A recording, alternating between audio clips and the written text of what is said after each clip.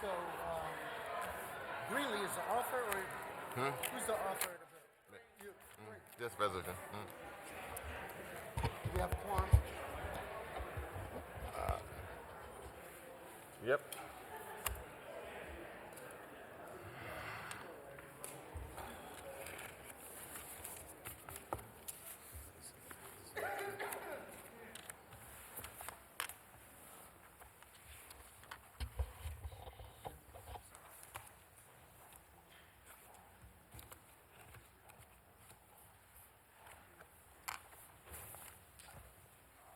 Okay. But I don't need that. UAC and public offices after that. Good morning, everyone. This is a hearing now called to order. This is a public hearing on the City Council's Committee on Commerce and Economic Development. The purpose of this public hearing is to hear testimony on resolution number 190421. I recognize the presence of a quorum with Councilman Tollenberger, Councilperson Tollenberger, Councilperson Parker, myself and Councilperson Green, and Councilperson Dom. Ms. Williams, will you please read the title of the resolution? Resolution number 190421, a resolution authorizing the Committee on Commerce and Economic Development to hold hearings regarding the PHL Neighborhood Growth Project. With that, I would like to recognize Councilman Green, who is the author of this resolution. Thank you, Chairman Jones. It's a pleasure to be here this morning. This work is really important work here in the city of Philadelphia. We all know we have a very high rate of poverty, and I've often taken the belief, and I've said this publicly, that in order for us to get out of poverty, we need to grow out of poverty. And one of the ways that we do that is by having neighborhood growth, especially on our neighborhood commercial corridors.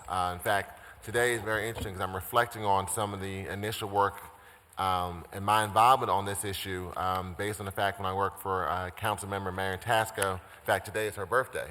And what's interesting is that when we were working with the Chamber of Commerce, we actually took a tour and we brought members of the Chamber of Commerce to the Ninth Council District and had them interact with various small business owners, Wadsworth Avenue, Vernon Road, all throughout the Ninth District to develop those bonds and relationships between Chamber members and neighbor small businesses. And from that recollection, that memory, which I think is so important, why we have this hearing, this neighbor growth project, and have an opportunity to have this conversation as we continue to try to move the needle to help grow businesses and promote growth through the city of Philadelphia so we can reduce the poverty in our city. I want to thank all of the various organizations, business owners that are here, representatives of the community to kind of testify the need to work in a collaborative effort to grow out of poverty and promote neighborhood growth that benefits not only our neighbors around the city of Philadelphia, but also our city as a whole. Thank you, Mr. Chair. No, thank you, and you make me feel nostalgic about my days at PCDC, Philadelphia Commercial Development Corporation. That's a deep recessed memory that often pops out in policy or in council chambers, so thank you. I also want to recognize Councilwoman Blackwell on the committee who has joined us, and Councilwoman Sanchez, who has also joined us today. With that, Ms. Williams, will you please, are there any other members of the committee or members that would like to testify on this subject? Seeing none, Ms. Williams, will you please read the first panel of witnesses to testify? Rob Wonderling, Jennifer Rodriguez, Stephen Bradley, Nick Shinoy, Zach Wilcha, and Sylvie Gallia Howard. Welcome. None of you are strangers to this chambers and on the subject matter pretty much that we are discussing today, so welcome. Thank you, Mr. Chairman. It is indeed an honor and a pleasure to be before this committee today. And at the outset, I'd just like to offer a couple quick reflections. One, on behalf of the Chamber of Commerce for Greater Philadelphia and the entire business and civic community, we really want to applaud and thank Councilwoman Blackwell and Councilman Taubenberger for their public service to this great city. I've had the occasion over the last several decades to work with both members prior to their time in council, and always deeply committed to the benefit and well-being of our citizens. So thank you for your service. We truly appreciate it.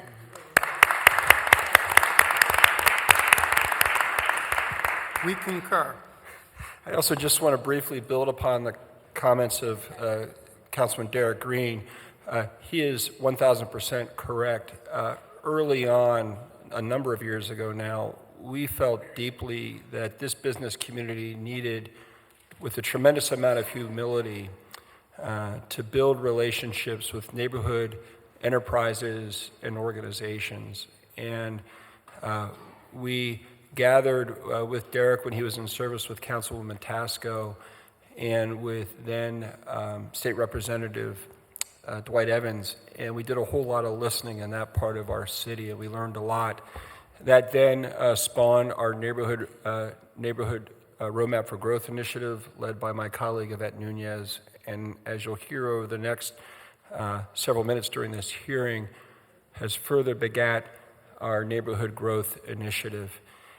And finally, you will note throughout our time this morning, there are a number of individuals that have joined us today.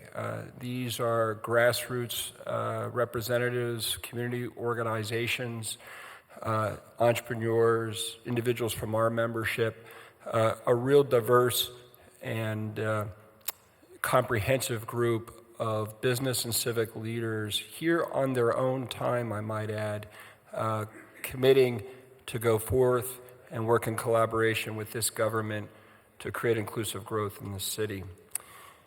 This past spring, and you'll be hearing from our other partners, we collaborated with the African American Chamber of Commerce, Stephen Scott Bradley, Jennifer Rodriguez, the President and CEO of the Greater Philadelphia Hispanic Chamber of Commerce, and our Asian American Chamber of Commerce, Nick Shenoy, along with dozens of others, civic, religious, labor, and business leaders across the city. What we call our Neighborhood Growth Project is a natural progression from a roadmap for growth, which I mentioned a few moments ago. Well, we're now working in neighborhoods throughout the city, and in particular emphasis on each of our councilmatic district. What we found when we looked at the data earlier this spring was not surprising, and that while the city of Philadelphia overall has done well, too many of our communities were not doing as well. We focused on economic growth, information, and data at the councilmatic district level, and it provided a keen direction for what can be done to ensure that every Philadelphia neighborhood gets the support it needs, that every entrepreneurs and every commercial quarter get the support it needs to grow and that they need to grow and thrive. Furthermore, we spent the spring engaging with community leaders, voters, candidates for office in an honest dialogue about the challenges facing the city of Philadelphia. We asked questions about programs and policies that will help best this city address what we believe is the biggest challenge facing its future, and that is the poverty that limits what city residents can achieve individually and this city can achieve collectively. But that's really what this inclusive growth, this job growth agenda is all about. It's the simple idea that in every neighborhood, if we're going to share in that prosperity, that some neighborhoods are seeing, the city itself is seeing, that we must focus on creating jobs, and these jobs must pay family-sustaining wages. And adding jobs is really fundamentally the best way to significantly reduce our city's poverty. In fact, we would argue it's the only way to reduce our city's poverty. Now, I want to make a note, because there are a lot of terms flying around this subject, that we really don't want to focus on terms such as equitable growth, because equitable growth implies that every single community has the same needs or wants. And what we're focused on is inclusive growth. And that means that no neighborhood should be left behind, but each neighborhood is uniquely different. This council knows that better than anybody. And that there'll be needed emphasis on various public policies so that ultimately each neighborhood will have the conditions necessary to create more jobs, and particularly free enterprise jobs. So our Neighborhood Growth Project is based on 4 pillars, and you'll be hearing in more detail about our 4 pillars throughout this morning's testimony. Number 1, inclusive growth and good jobs. Number 2, education and workforce modernization. Number 3, safe, and healthy neighborhoods. And finally, number 4, putting people first in our city hall. The breadth of this plan recognizes that there is no single policy that will foster inclusive growth, because neighborhood needs, as I mentioned a moment ago, are indeed different. Some communities will need additional public safety, others will need infrastructure, and others might need targeted tax credits to make it so.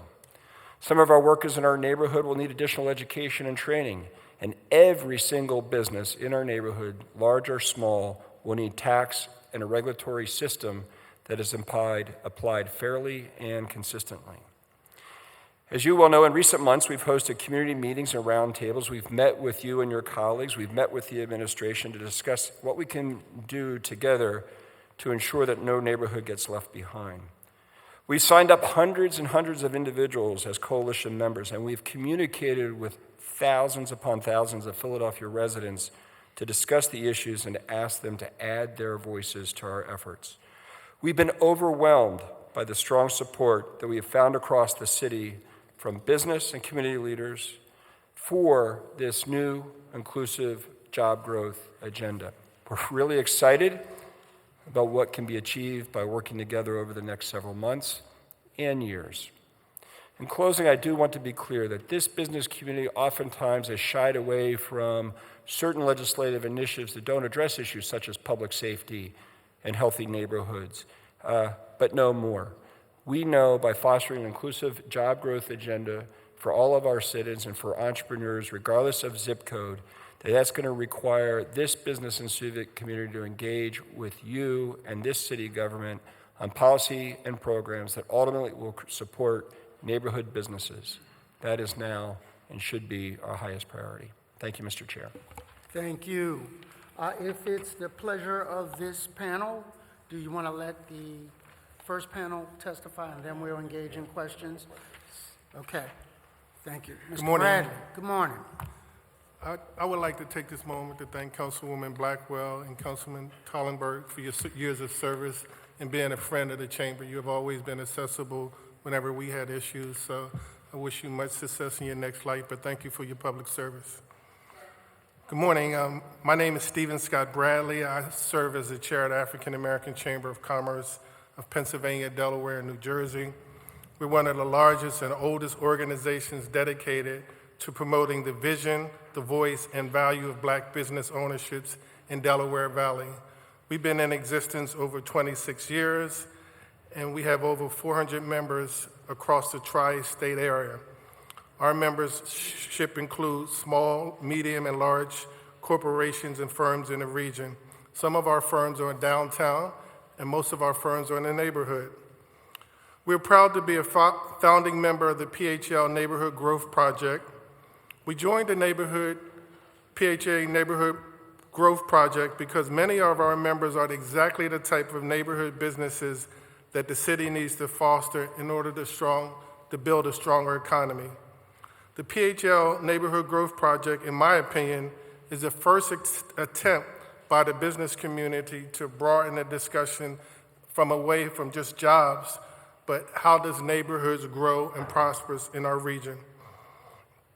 We are a city of neighborhoods, each with its own unique character, and we need policies and programs that will allow each neighborhood to get the support they need to thrive. Others today will focus on different pillars of the inclusive growth agenda that has been developed, and we have done a lot of research. But I would like to focus one on entrepreneurship. As a chair of the African American Chamber, it's our role to really encourage our members and people in our community to think growth and wealth. And the way you do that is through entrepreneurship. Not only that, I run a successful commercial insurance and risk management firm here in the city that's been in existence for over 19 years. I think the focus of entrepreneurship is critical because despite all the attention to downtown firms, a number of people in our city work for small and medium-sized firms. And growing the number of small and medium-sized firms is the only way Philadelphia can be able to build a strong, sustainable economy that extends prosperity in every neighborhood. The PHL Neighborhood Agenda focuses on how we can foster and support entrepreneurs, broad ideas like expanded and improved access to education, tax and regulatory reforms for specific recommendations like the creation of a neighborhood revitalization zones and supporting neighborhood commercial districts, which is important for our region. The new neighborhood revitalization zones would identify high-need geographical areas that have twice the national unemployment rates and encourage investments specifically focusing on supporting new, high-growth entrepreneurs. And we know, thanks to the federal government, these incentive programs, there's going to be new capital investments in some of the poorest areas of our region. That commitment should be paired with the efforts to create jobs for Philadelphia residents through neighborhood revitalization zones. I'm excited about this inclusive growth agenda, recognizing supporting entrepreneurs is just not about providing money, but making sure these firms grow and strive in the communities that they currently exist. And these communities will need support as far as safe, clean, attractive areas for workers and customers. That's why we need to support the neighborhood commercial districts, the lifeblood of many communities, especially where transportation options may be limited. So from a business perspective, these commercial corridors are ideal places to build, grow, because they're already existing in these areas. The neighborhoods are comfortable with that, and we need to support them and make people feel welcome. In my closing remarks, I just want to thank you for this hearing, and I look forward to continue to work and partner so that we can build a strong, more inclusive Philadelphia. Thank you very much. For your testimony. Thank you. Good morning. Good morning. My name is Narasimha Shenoy, also known as Nick Shenoy. I am the President and CEO of the Asian American Chamber of Commerce of Greater Philadelphia. We are a membership nonprofit organization that serves Asian businesses, individual entrepreneurs, and nonprofit organizations for the growth of economy and employment in the Greater Philadelphia area. Majority of Asian business owners are immigrants, came to seek better life and to pursue American dream. Those who are not educated, culturally different, and face language barriers are in business for their survival. It is our mission is to help those businesses to survive and grow, to help themselves and create jobs for others. City needs to dedicate resources to educate and help these businesses to comply with the regulations rather than slapping with the fine and shutting them down. Focus on entrepreneurship is one of the reasons we are excited to be a member of the Philadelphia Neighborhood Growth Project. We will work together with other partners and business community to reduce poverty by helping businesses to grow in our neighborhoods. The first step to increasing job growth and reducing the city poverty rate is making it easier for entrepreneurs and neighborhood businesses to grow and thrive. Starting and running a small business is hard enough and should not be made harder by unnecessary red tape and an inflexible and unhelpful bureaucracy. That is why PHL NGP called for the adoption of Business Owners' Bill of Rights in order to clear the way for entrepreneurs to focus on getting off the ground without getting bogged down in city process and running up costly legal bills. Every business needs fairness, equality, and transparency to the process of business formation and oversight. This is especially true in underrepresented communities that are building their foundations in our neighborhoods. We are cheered when Kenny administration announced the launch of Business Owners' Bill of Rights, which has been long championed by the Sustainable Business Network in Greater Philadelphia. These reforms stated in the Bill of Rights are important, they are timely, and they will fundamentally change the ease of which small and medium businesses are able to grow and staff and build stronger neighborhood. We are committed to working with Kenny administration, both as Asian American Chamber of Commerce and members of the PHL NGP to help implement these critical improvements. In closing, thank you for focusing on how best foster inclusive growth in Philadelphia neighborhoods. That is where our members are located. where they are growing and where I believe the future of our city lies. Thank you very much. Thank you for your testimony. I like how you guys rotated the seating interim, and I hope that nobody leaves because we want to have a full round of questions, particularly for the chamber and others. So let's get the testimony in so that we can begin to have a meaningful conversation. Thank you. Good morning. Thank you for morning. hosting today's hearing on how to foster inclusive growth in Philadelphia. I am Jennifer Rodriguez, President and CEO of the Greater Philadelphia Hispanic Chamber of Commerce. For almost 3 decades, GPHCC has been the leading voice developing, promoting, and advocating for Hispanic businesses in the Greater Philadelphia region, while encouraging the advancement and economic growth of the Hispanic community. Like others in this panel, I believe that the intractable intergenerational poverty that we see across the city is the greatest threat we face. But more specifically, it is the greatest threat that the Hispanic community faces. The fact is that at 38%, Hispanics are the poorest demographic in Philadelphia. There is ample evidence that an increase in family-sustaining jobs would have the greatest impact on poverty. But jobs cannot be created on demand. They will not appear just because we wish them to.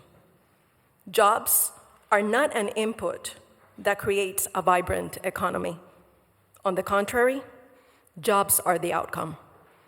Job creation requires a favorable environment for business growth. The fact remains, small businesses continue to be the greatest source of employment growth. It is also true that most new jobs are not created by large corporations like Amazon, Facebook, or WeWork.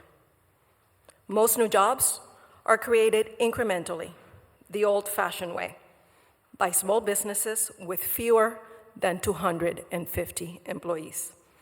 In other words, Philadelphia's job creators are the construction firms, coffee roasters, auto repair shops, restaurants, and grocers located in our neighborhoods. And increasingly, those creating jobs are Latino entrepreneurs. If job creation is one of the keys to lifting the city out of poverty, and if small businesses are the true engine of growth in our economy, then we should be hyper-focused on helping them succeed.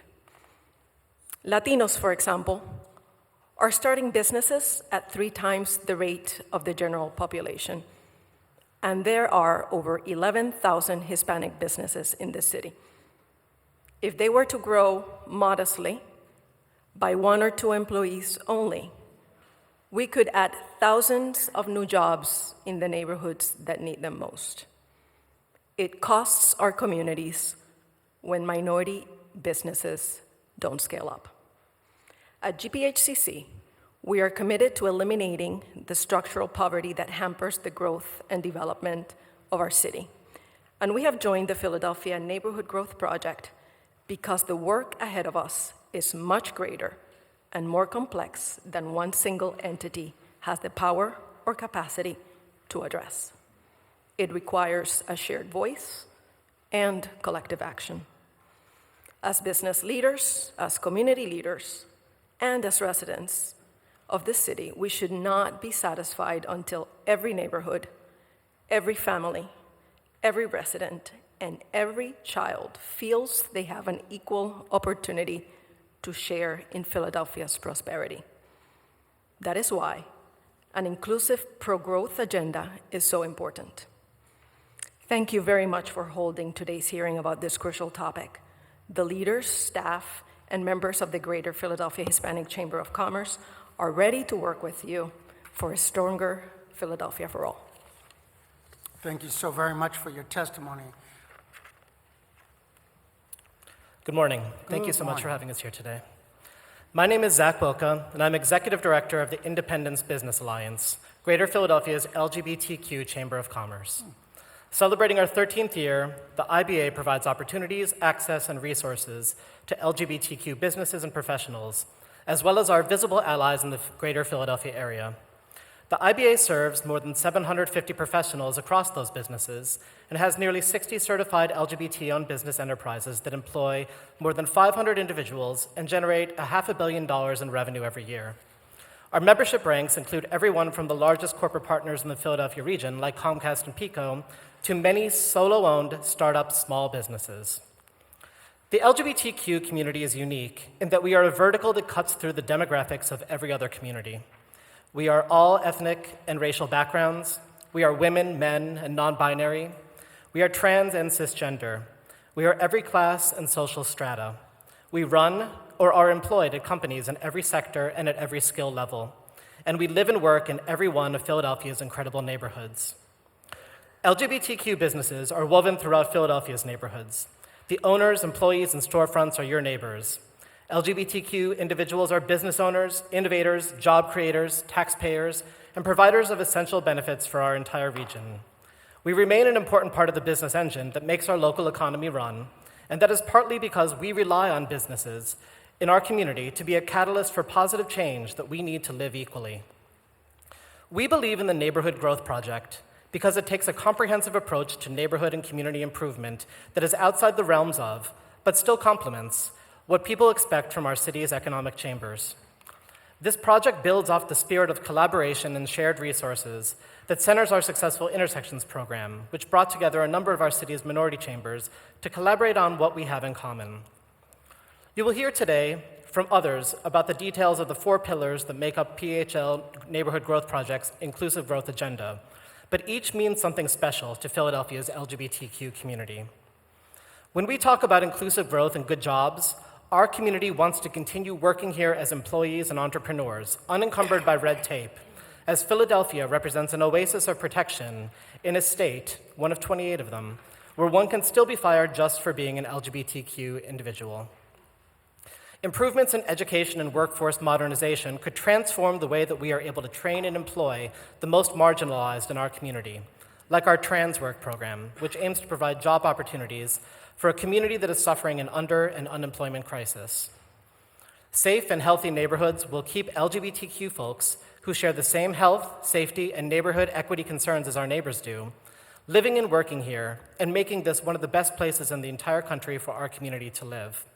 And of course, one common goal will always be putting people first at City Hall. We believe in the local economy, and we know inclusive prosperity starts with coalition building, working with neighborhood-level stakeholders in education, media, philanthropy, community and neighborhood-specific organizations, religious institutions, and cultural gatekeepers, and of course businesses, from Main Street mom and pops to the city's anchors that help draw our diverse workforce.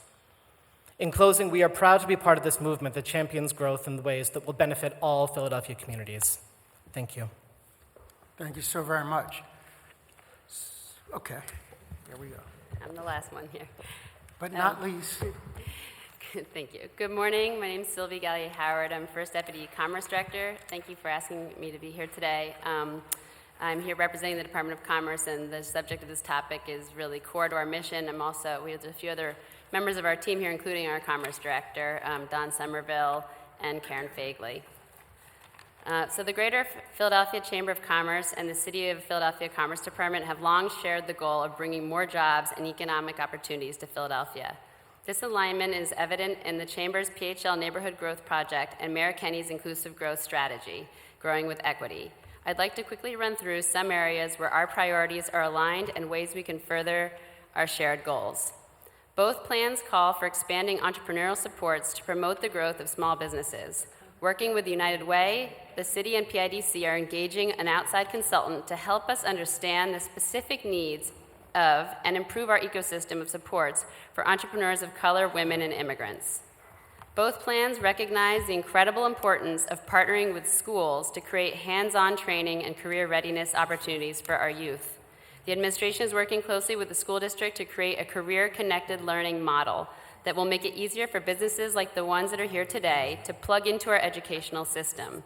The various chambers and the business community are key to the success of this effort. Both plans discuss the need for improved customer service and process improvements within the city to make it easier for businesses of all sizes to open and operate. Thanks in large part to the work of the Special Committee on Regulatory Review and Reform, chaired by Rob Wunderling, Commerce Director Epps, and Councilman Green, many of the operating departments have worked to streamline processes and modernize systems. We've also recently adopted the Business Owner's Bill of Rights under the Managing Director. We are working on a number of new customer service-related initiatives. All these efforts are aimed at making it easier to do business in the city. Both plans also seek to improve our tax structure by making reforms that would enhance Philadelphia's competitiveness. While both plans lay out different strategies to achieve this, we look forward to finding mutual opportunities to align around this overall goal. Both plans call for more career pathways and opportunities for marginalized Philadelphians, especially formerly incarcerated individuals who have paid their debts to society. That is why we are working to expand and strengthen the city's Fair Chance Hiring Initiative, a program that provides grants to businesses who hiring returning residents. In addition to these areas of alignment between the Neighborhood Growth Project and the city's inclusive growth strategy, I'd like to take a moment to briefly mention a few new initiatives underway at the Commerce Department and we feel will have a meaningful impact on small businesses.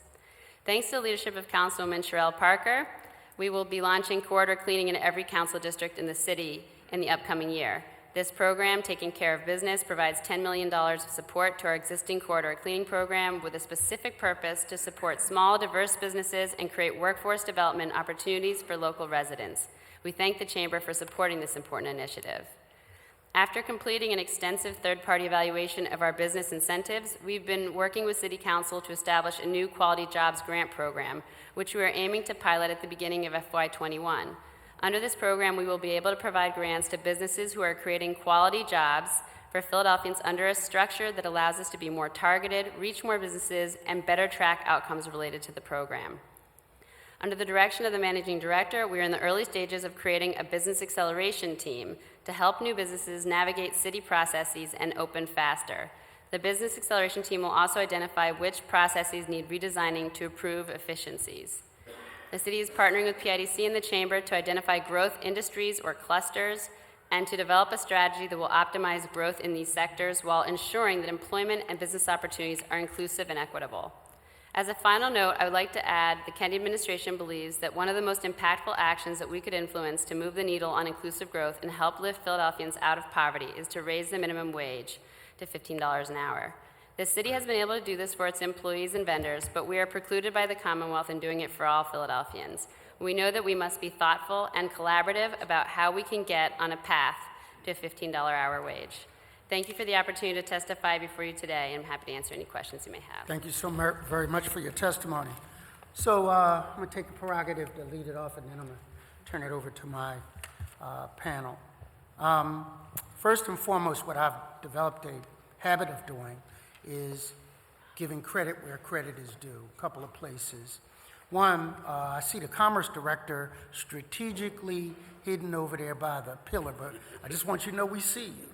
And I want to thank him for early on taking dozens of corridor walks within my district just to kick the tires, get a feel for what was going on from Main Street to Market Street. And I appreciated those kinds of walks, and they resulted in a lot of positive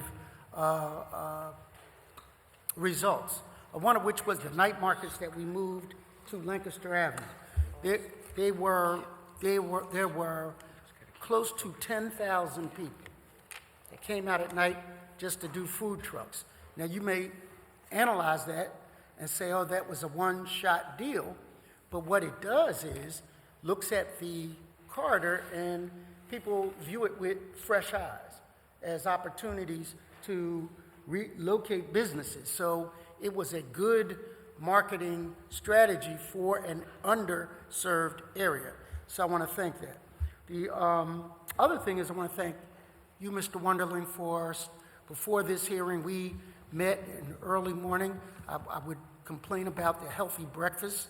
I'm more into something that is less healthy, but sticks to your ribs. But you sat down with your chamber members and we talked about some of the challenges, transportation being one of them, for overdevelopment in one part of my district and then underdevelopment along Market Street in another.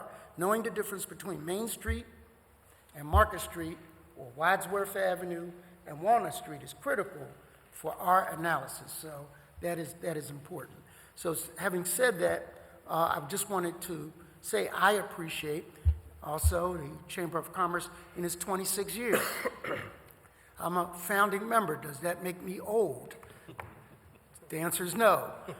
What did you say it was? Seasoned. Seasoned. I'll take seasoned. But I appreciate the ongoing effort to be inclusive in all of them. So now, having said that, one of my questions is generally, how is the economy faring on small businesses? With all that's going on, I see the skyline has changed in those 26 years, whether it's due to population increases, whether it's due to the tax abatement, or a combination of being discovered, strategically located between New York and Washington. How are we doing? And then that helps us plan for how we should be doing strategic growth. Sure, I'll take a stab briefly, then allow my colleagues from our partner chambers of commerce to answer. I think when we talk about entrepreneurs and small businesses, particularly in the city of Philadelphia, I thought Jennifer Rodriguez was right on point. We're really talking about the smallest of the small. We're talking about employers with 50 or less employees, 30 or less employees. We're talking about the single sole proprietorship that wants to grow to 3 or 4 or 5 employees. So at a macroeconomic level, we continue to ride the crest of the largest, most robust economic recovery in the last 100 years. And entrepreneurs and small businesses, generally speaking, have benefited. There may be dark clouds on the horizon as we see interest rate compression in the financial services sector, some softening in the manufacturing sector. The Fed Reserve's latest beige book pointed in that direction. But I would not suggest at this point there should be overly distraught hand-wringing on a deep recession looming. I think that makes for good political rhetoric. But if you look at the fundamentals of the U.S. economy, overall still remain strong. I think you saw that just in recent days with substantial mega mergers by a whole range of global companies. Putting that kind of cash in play would not be at all under consideration if we were literally on the verge of moving into a recessionary time. So then the question becomes for Philadelphia proper, how easy is it for an entrepreneur to thrive and succeed in this city? And the short answer is not easy at all. By any measure, the most recent data offered by the University of Arizona or the World Bank's Ease of Doing Business Index, or by any quantifiable measure, it is very, very, very difficult to operate as an entrepreneur in this city, as a micro and small business, and it's gotten worse. And so one must worry if we do move into an economic downturn, what will happen to those enterprises? The harder the government makes for them to remain in Philadelphia and to remain in business, the less likely they'll do so during a downturn. If you want to comment. Thank you. I would venture to say that it depends, the typical MBA answer, right? It really depends who you ask. If you're asking Latino-owned businesses and you're asking the Latino community, the fact is that the poverty rate in the Hispanic community in the city of Philadelphia has not moved an inch in the last 30, 40 years. Also, the fact remains that the majority of small businesses or the majority of businesses in Philadelphia are very, very small. And so they are less likely to be able to withstand, a downturn in the economy.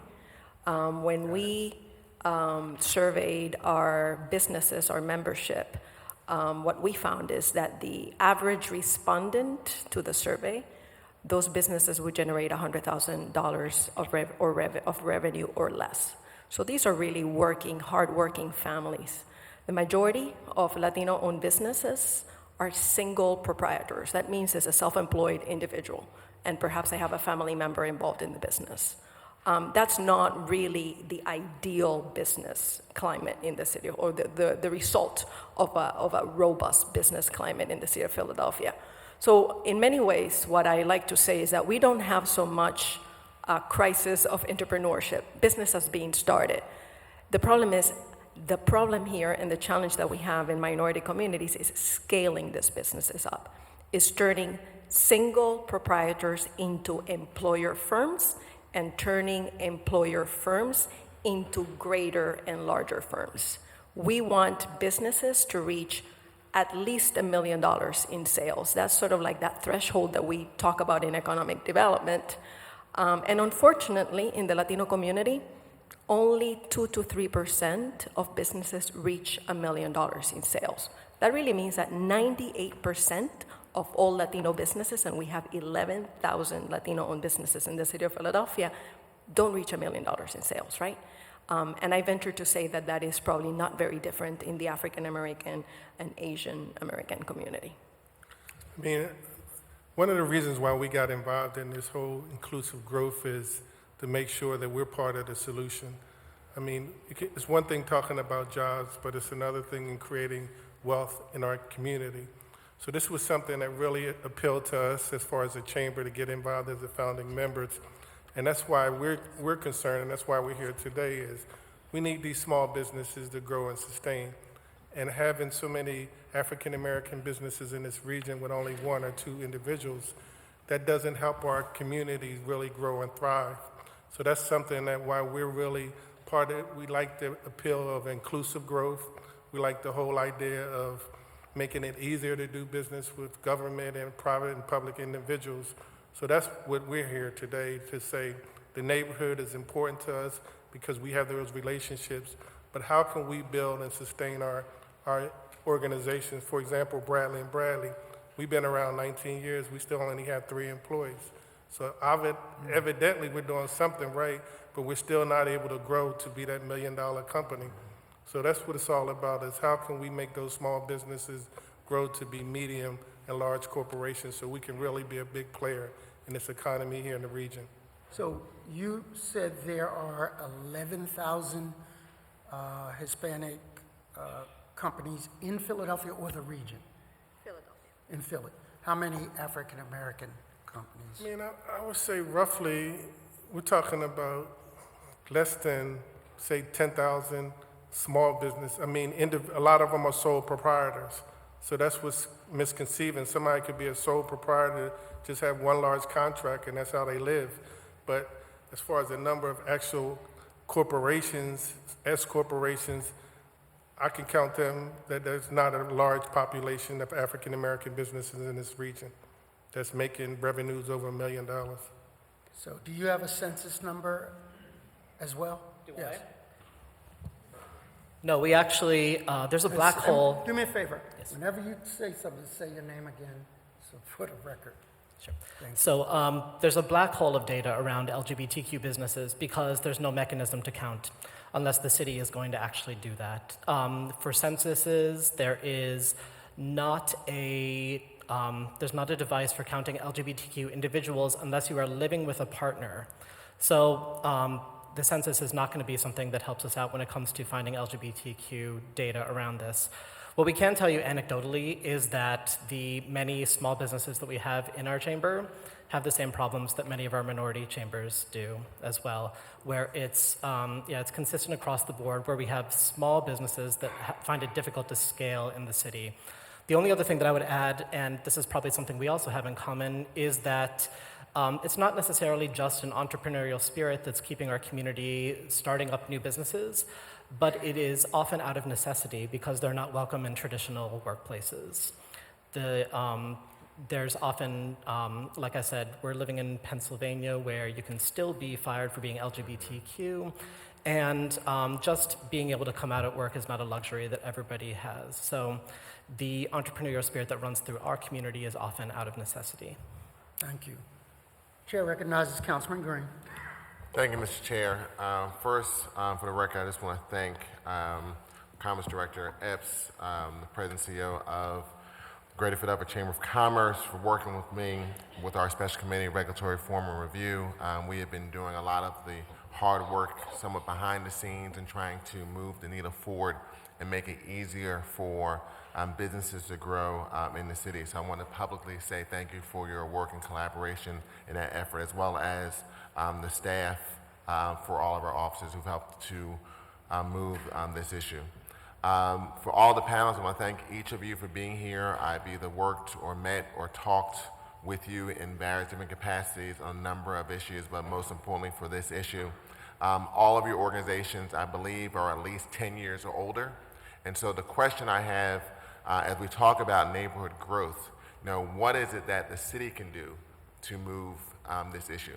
I know, Ms. Rodriguez, you talked about poverty, and when you look at the percentage of people of color in the city, it's a majority minority city. But when you look at ownership of businesses in our city, from African American, Asian American, Hispanic American, and also in the LGBTQIA community, it's a very small percentage. So we've been talking about these issues for a number of years, but the question I have is, what can we as a city do to move the needle forward? And also, what have you seen in other cities in talking with some of your peers in reference to what you've seen in those other jurisdictions to move this issue forward? Because if we're going to get out of poverty, we've got to grow the number as scalable businesses in our city. And until we do that, we're not going to be able to reduce our unfortunate designation as the city with the highest level of poverty. Well, I think, my name is, again, Jennifer Rodriguez. I think there are a number of things that need to be done. I think collectively we really need to understand that the nature of entrepreneurship in the city of Philadelphia. I think to Zach's point, many entrepreneurs become entrepreneurs because there are no job opportunities available to them, right? So that's an entrepreneur that if there was a good job available, they would ideally be employed, right? But there's, for those businesses that are truly in the marketplace because they see an opportunity and they're trying to solve a problem, they need access to capital. There's, in Philadelphia, there's very little appetite for taking risks when we're supporting businesses. The idea that a business in our Latino or African American communities, Asian community, LGBTQ community needs to put their livelihood, the future of their family, their home, all their assets on the line in order to pursue an a business, that is really very risky, and that hampers the ability of businesses to really grow. If you, every time you want to do something and scale up, you need to put all your assets on the line, so a flexible capital, patient capital is something that's very important and not available at the level that we need. High quality education that is culturally accessible, that is financially accessible. And that is really convenient for entrepreneurs is very important. So we have a couple of programs. You have Goldman Sachs 10,000, which is a very well-regarded program. That's about the only program that exists. The Hispanic Chamber now has a new program that is bilingual that we are piloting in the community. But the idea that businesses need executive education in order to really get their practices on par so that they can then successfully scale is another need that we have in the community. And finally, access to the networks and decision makers, really being in an environment in which minority or small businesses are networked into the larger business community is also very important.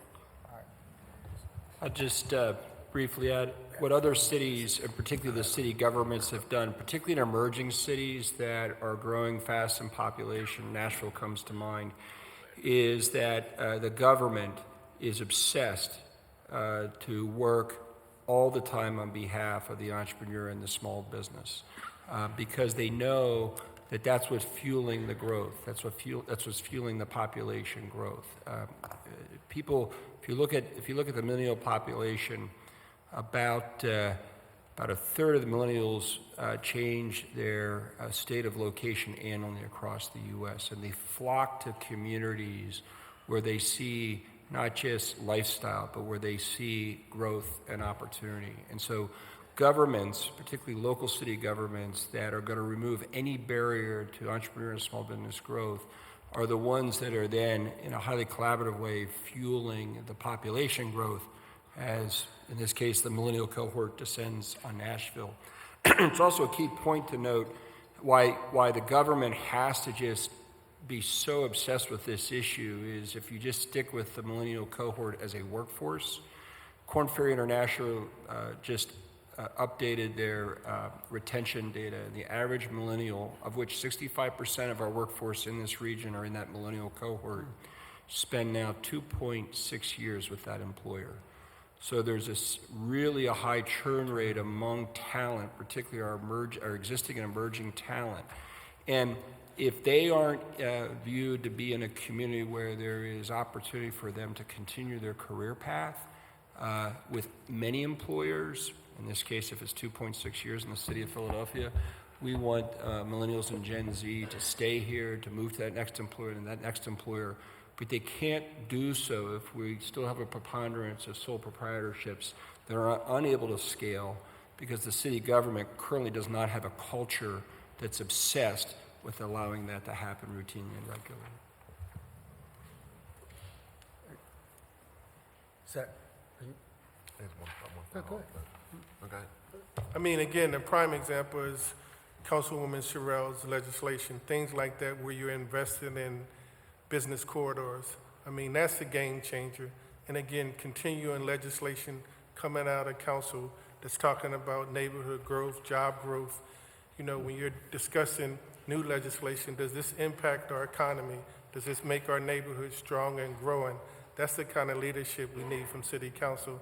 And again, that's a prime example where they change the narrative, and that's just important for our memberships. That encourages more members of the chamber to take that risk and become entrepreneurs when they see government invested in neighborhoods like that and coming up with some creative, big picture legislation.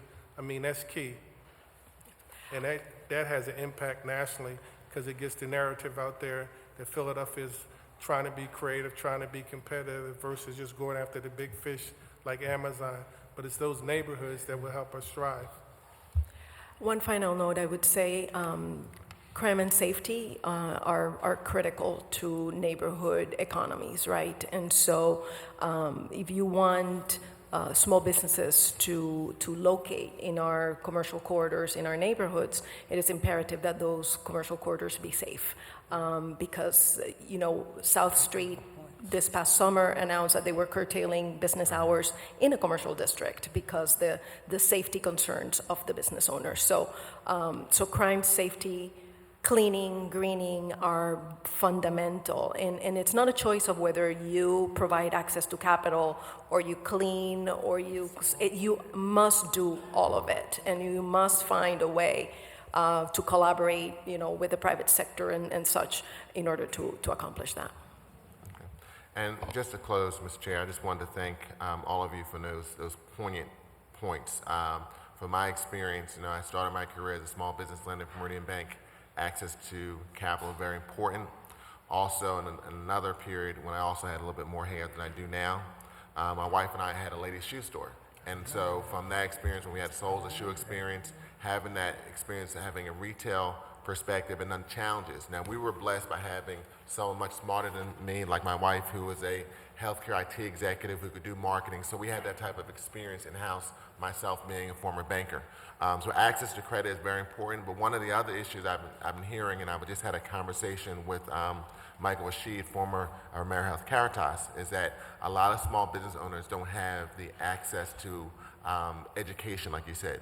And so one of the things that AmeriHealth, Keystone Mercy in the past, used to do an executive on loan scenario, and I know the chamber used to have a mentor-mentee, but I think that's an opportunity where we can take chief information officer or assistant chief financial officer in members of the chamber, partner them with small businesses in the communities, because it's one skill set to go from 5 employees, but a different skill set to go from 5 to 10 to 100, 100 to 1,000, which goes to the point that Ms. Rodriguez made about scalability. So that's hopefully something we can work on with the chamber of creating some type of online network where people can volunteer from chamber membership and partner with small business owners to develop that type of information, those network sharing, and also develop that type of information.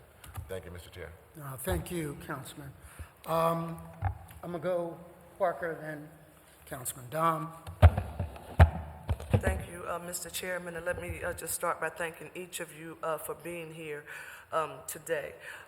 Ms. Rodriguez, let me first just say to you, thank you for very simply and in plain speak acknowledging that very tangible contributors to neighborhood stabilization and commercial corridors like cleaning, greening, and cameras. I mean, very simple things that investment in those areas can significantly enhance the interest of someone who is now operating a business in their homes or in their basement somewhere, and they're trying to grow and they would love to get a storefront.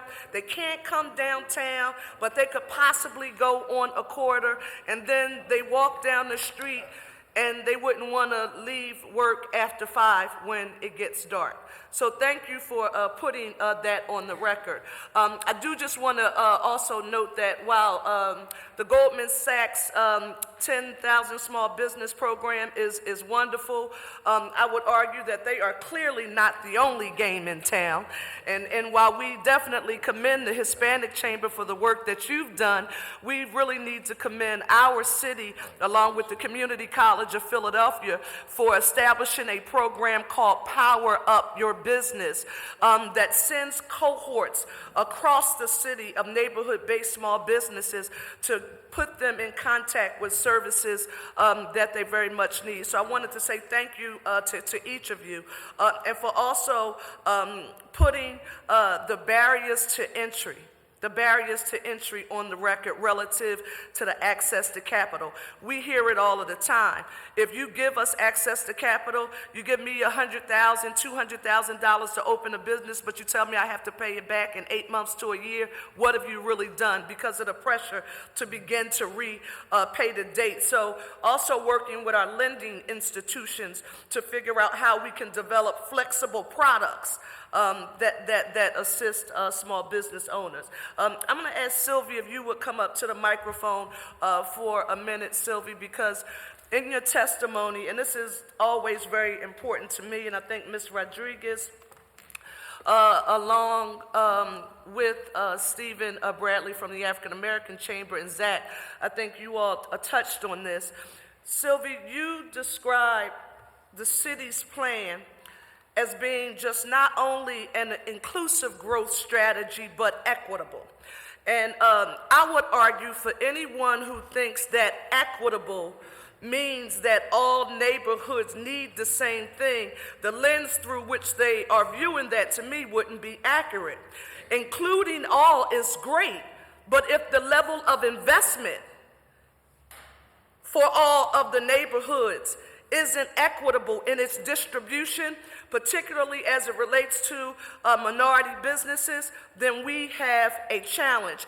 With that in mind, I want you to tell me why the city has decided to sort of marry both of those items, sort of an inclusive agenda along with an equitable distribution relative to investments.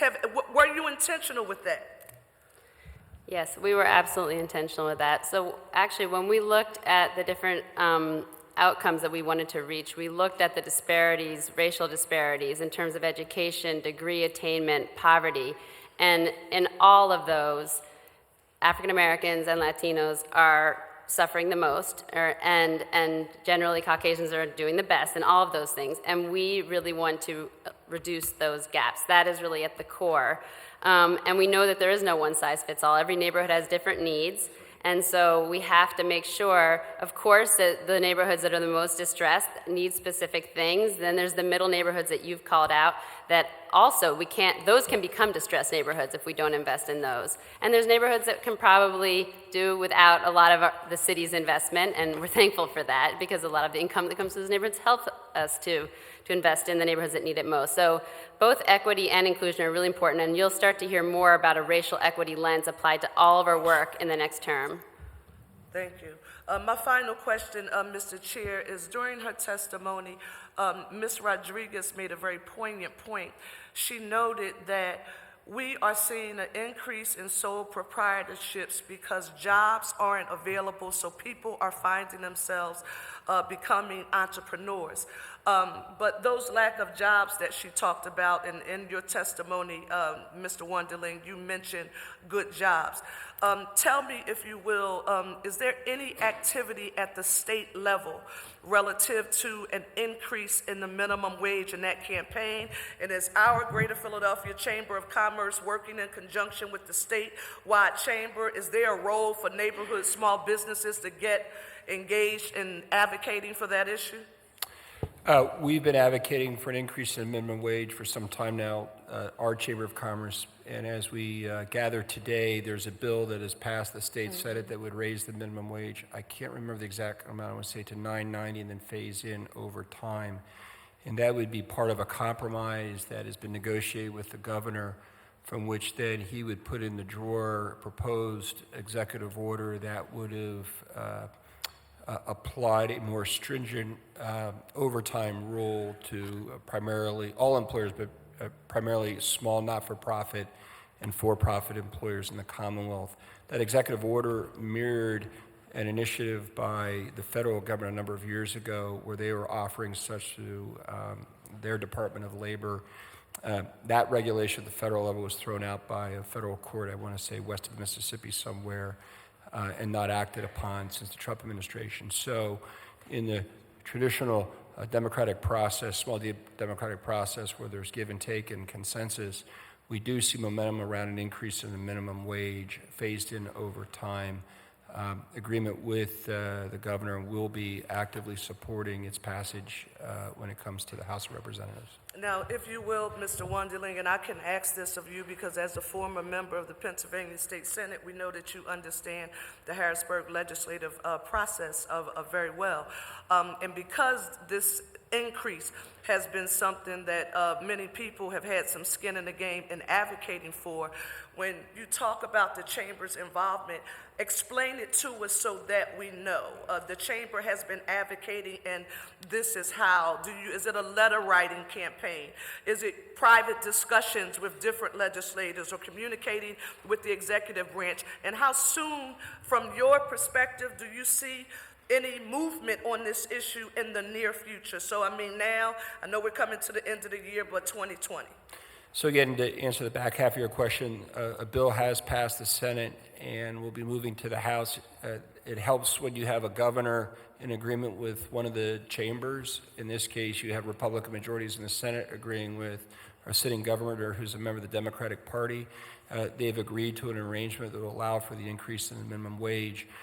How we will advocate in the House, all of the above. Oftentimes, just a frank conversation, particularly with a individual privately who's in an appointed or elected role, can go a long way.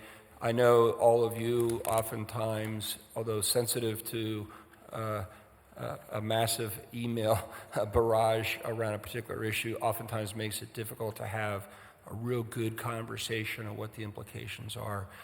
We're in a very robust period economically, as I mentioned to the chair's question. For us, broadly speaking, a minimum wage is an imperative, an increase. We're well below where we need to be. As part of the pillars, the 4 pillars of the Neighborhood Growth Project, we talk about family-sustaining wages, we talk about inclusive growth opportunities, and that can only happen when those barriers to growth are removed. And if choices are made by entrepreneurs because we are not working in unison as a business community with the city government to remove those barriers, then you can't even get to a wage conversation because that job will never be created in the first place. Thank you, Councilperson. Councilman Don, Councilperson Don. Thank you, Mr. Chairperson. Chairperson. Yeah. Thank you for your testimony today. Good morning. I have several questions. I just want to make a few comments, though. I want to first thank Councilmember Green for this resolution and hearing today. I think it's excellent, and good job on this. It's very good. And so to echo some of my colleagues' comments, I think the numbers I saw from the Pew report were in this region, 78.8% of the businesses are owned by white people, 10% are Asian, 2.4% African American in the region. I think it's 6% in the city of Philadelphia, African American. But when our population is 44% or 45% African American, that's a disgrace. Just want to put that out there. Before I get into my other comments, though, I do want to acknowledge someone who I'm very sad to leave. He'll be leaving, I guess, the end of January. The head of PIDC is here today, John Grady, who's done an amazing job for us. I don't know if you know this, but the Navy Yard was awarded by the Urban Land Institute a few years ago the #1 adaptive reuse in the United States of space, which is pretty amazing. So, John, thank you very much.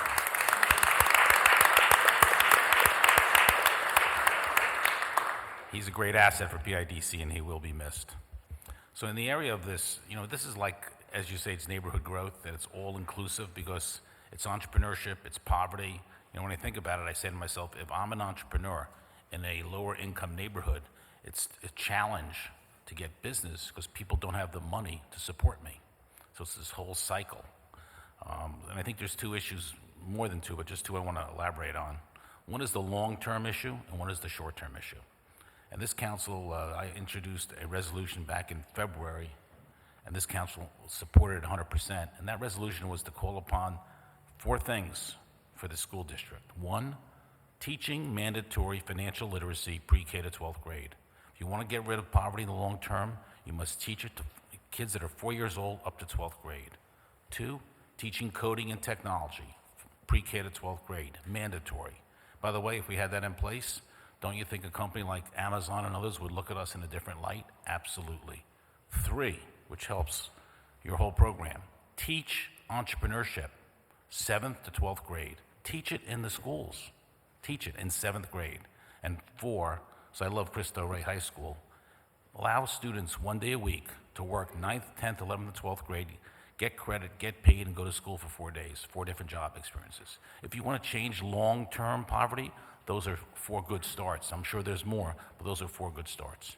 For the adults, and I think Councilmember Green talked about this, the education. Starting a business is a different skill set than building a business. Starting a business, you have to be really good at what you do. Building a business, it's a different set of skills. It's management, it's hiring. It's a totally different skill set. And while 10,000, the Goldman Sachs 10,000 jobs is a great program, the question is it available to the small person who's just working on their own? I don't think it is. And I know Councilmember Green Parker has a great program to Power Up through the community college. That's a great program. But we probably need to do even more. And the question is, could all these different chambers come together? I'm working with the free library system, and I like to do things inexpensively, okay? We have 51 branches of the free libraries. Buildings are already in place. The goal is to teach in 10 branches starting in January, and I need all your help to do this, financial literacy and entrepreneurship, not just starting a business, but building a business. Pilot 10 and see what happens. Open it up to the communities. Open it up to the communities that need the most help and see what kind of activity we get and see what we can produce. Because I think businesses would come, I think people would come, and I think you need to teach financial literacy. I do think we need to do that. And by the way, I don't know any school district that's mandatory from pre-K to 12th grade, but if we did that, we will change the poverty. It will take 15 or 20 years. It's a long-term investment, but we will change it. So in the area of education, I think that's crucial, because I agree that we should teach 4-year-olds, but the 18 to 60-year-olds are suffering right now, and they need help. In the area, Sylvia, this is a question for you. I know I heard a rumor that you might be having, and one of the problems when you're in business is to go through the government to figure out how to open a business and how to get to the finish line. I've had several experiences in that. One took 18 months. And you get disgusted.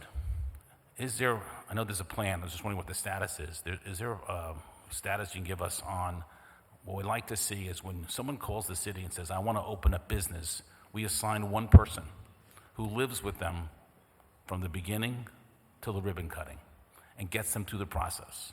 I think on the Mayor Street, they used to have the mayor's business, some sort of action team, right? And they did that. Is that in place, or are we looking at doing that? Can you give us some insight?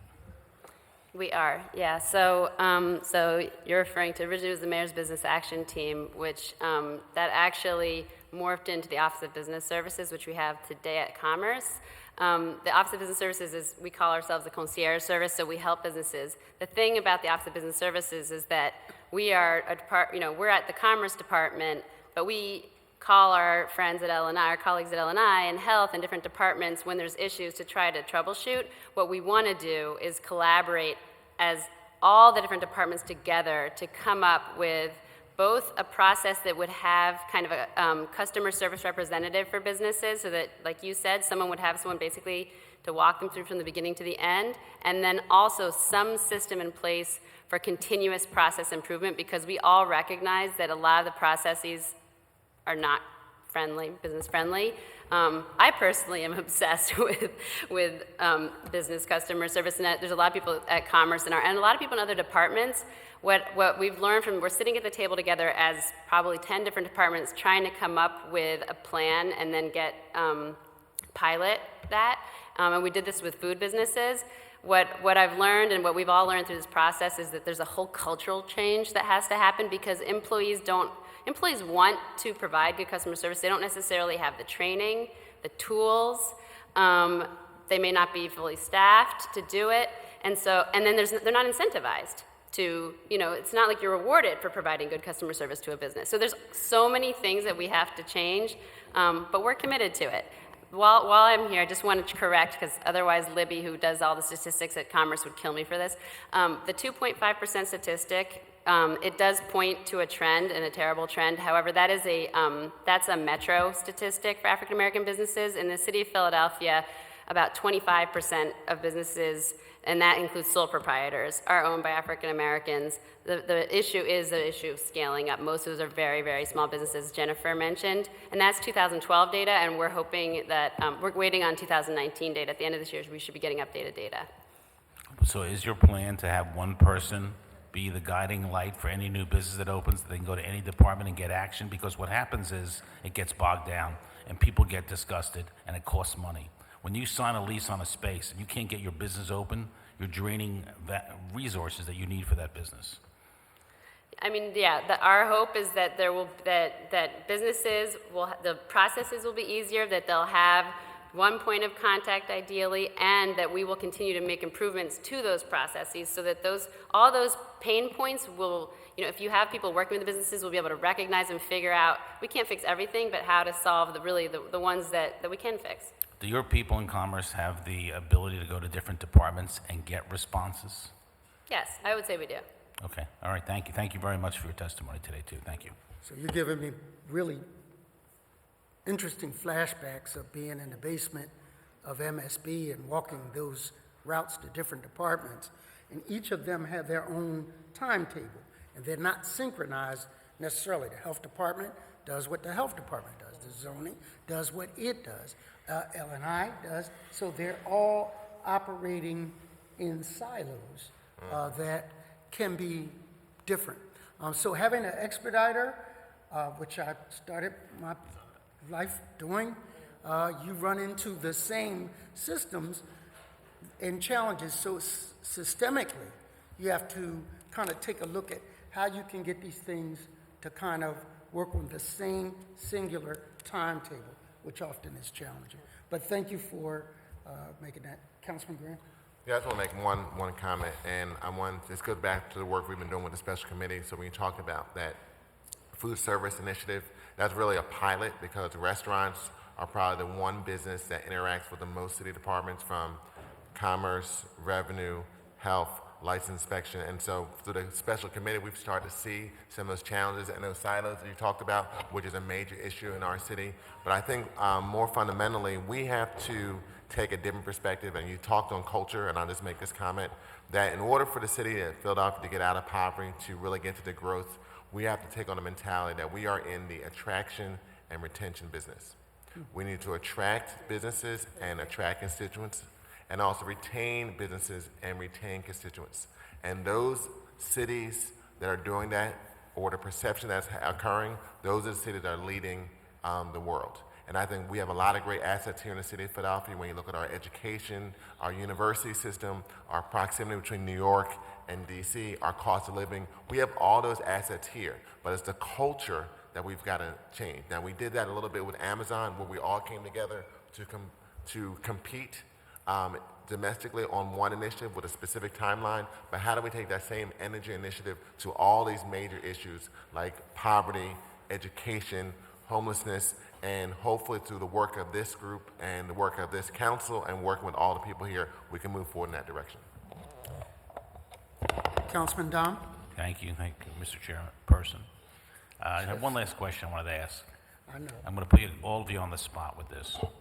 If are taxes an issue with the small entrepreneur, and if so, which taxes are the issue? So through our Roadmap for Growth initiative and with our partner chambers, we've been having small business roundtables and entrepreneur roadshows throughout the city. And we had about 40 entrepreneurs gathered at the People's Emergency Center a week ago this past Wednesday. Fulton Bank hosted up in Brewerytown a gathering. And whether it's a individual that is in the service business, say insurance or whatever it might be, or in the case of the entrepreneur that came to Brewerytown who has had a food truck business, or a large publicly traded company, the issues are all the same. And it's the high rate and revenue generated from our wage and business taxes. And we think now would be the appropriate time to accelerate that rate due to growing population and enhanced revenues. This operating budget has grown substantially more than any other major city in the U.S. over the last 4 years. And so the ability to significantly reduce the rate for the wage tax, whether you're a union carpenter or a software engineer on Nerd Street, you'll have a benefit. And that's important to drive consumer spending, particularly if we're looking at a downturn. And if you're an entrepreneur, large or small, it is still the #1 barrier to growth in the city of Philadelphia. On the business taxes, is it the gross receipts, net income, both, or any other tax? It depends on the sector, but let's face it, we've been going round and round on this issue for almost 2 decades now. And if we talk about the will and the need to be obsessed about creating a declarative national culture shift for this city that says that we're open for business, that we want you to come and set up enterprise, and we want you to stay here and grow here, that is fundamental. Okay. Anyone else have a comment on that? That's the last comment. We have 20, and we have an hour to do it. So while taxes, of course, are and the increased cost of doing business are a major issue, I would say that in our community and nationally, the cost of healthcare is the #1 complaint or the #1 stressor for small businesses. In this really tight job economy, small businesses are competing for talent with larger businesses.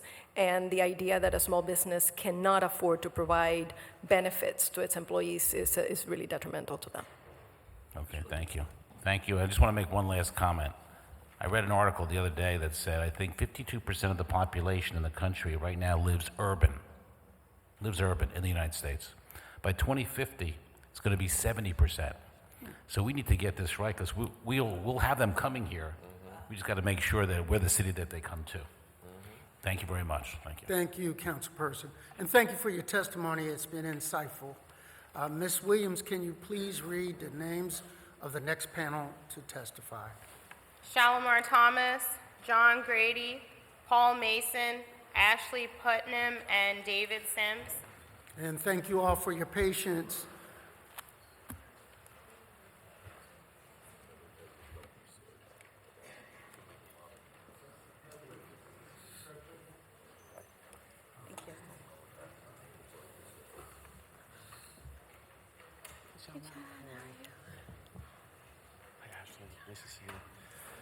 So just as a reminder, everyone has submitted written testimony, so feel free to abbreviate your testimony to the degree that you feel comfortable. Thank you. Good morning, and thank you for allowing me to present at today's hearing. My name is Shalimar Thomas. I'm the Executive Director for the North Broad Renaissance. We're the nonprofit that's supporting revitalization efforts between Germantown Avenue and City Hall. We are proud to be a part of the PHL Neighborhood Growth Project because we are committed to inclusive growth and are already implementing some of the changes needed to ensure that every community along North Broad Street has an opportunity to thrive. North Broad Street serves as a main thoroughfare for Philadelphia. The corridor from City Hall to Germantown Avenue helps connect more than 100,000 SEPTA riders, 48,000 residents, and 15,000 drivers to communities, culture, and commerce. While the corridor is experiencing revitalization that's rapidly moving north, the average income of nearby residents continues to hover around $15,000 a year, far below the national poverty rate. As a result, the North Broad Renaissance realized that it has an obligation to leverage North Broad's revitalization as an opportunity to improve the narrative in poverty, inclusion, and collaboration. Economic development and the creation of business districts will continue to be a strategic area of focus for North Broad Renaissance. These proposed districts along North Broad are in response to the community's request to make North Broad Street more of a job creator for residents along and around the NBR boundaries.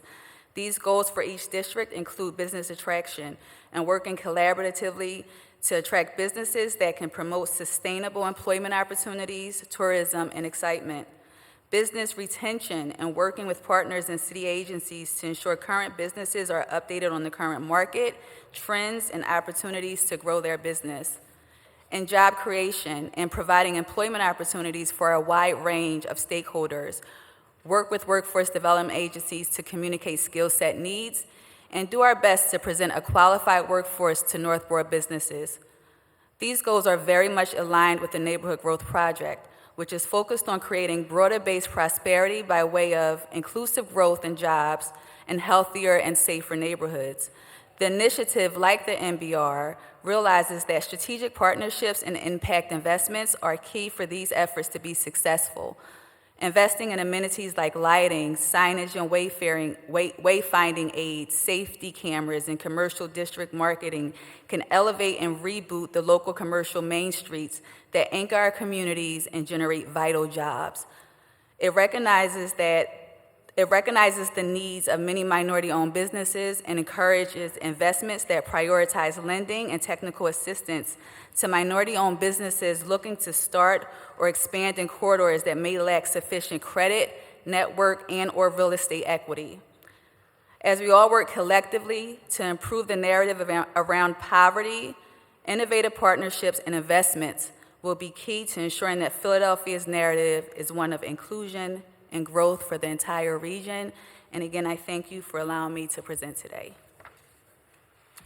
Good morning. My name is John Grady. I'm the president of PIDC. I appreciate the kind words from the councilman.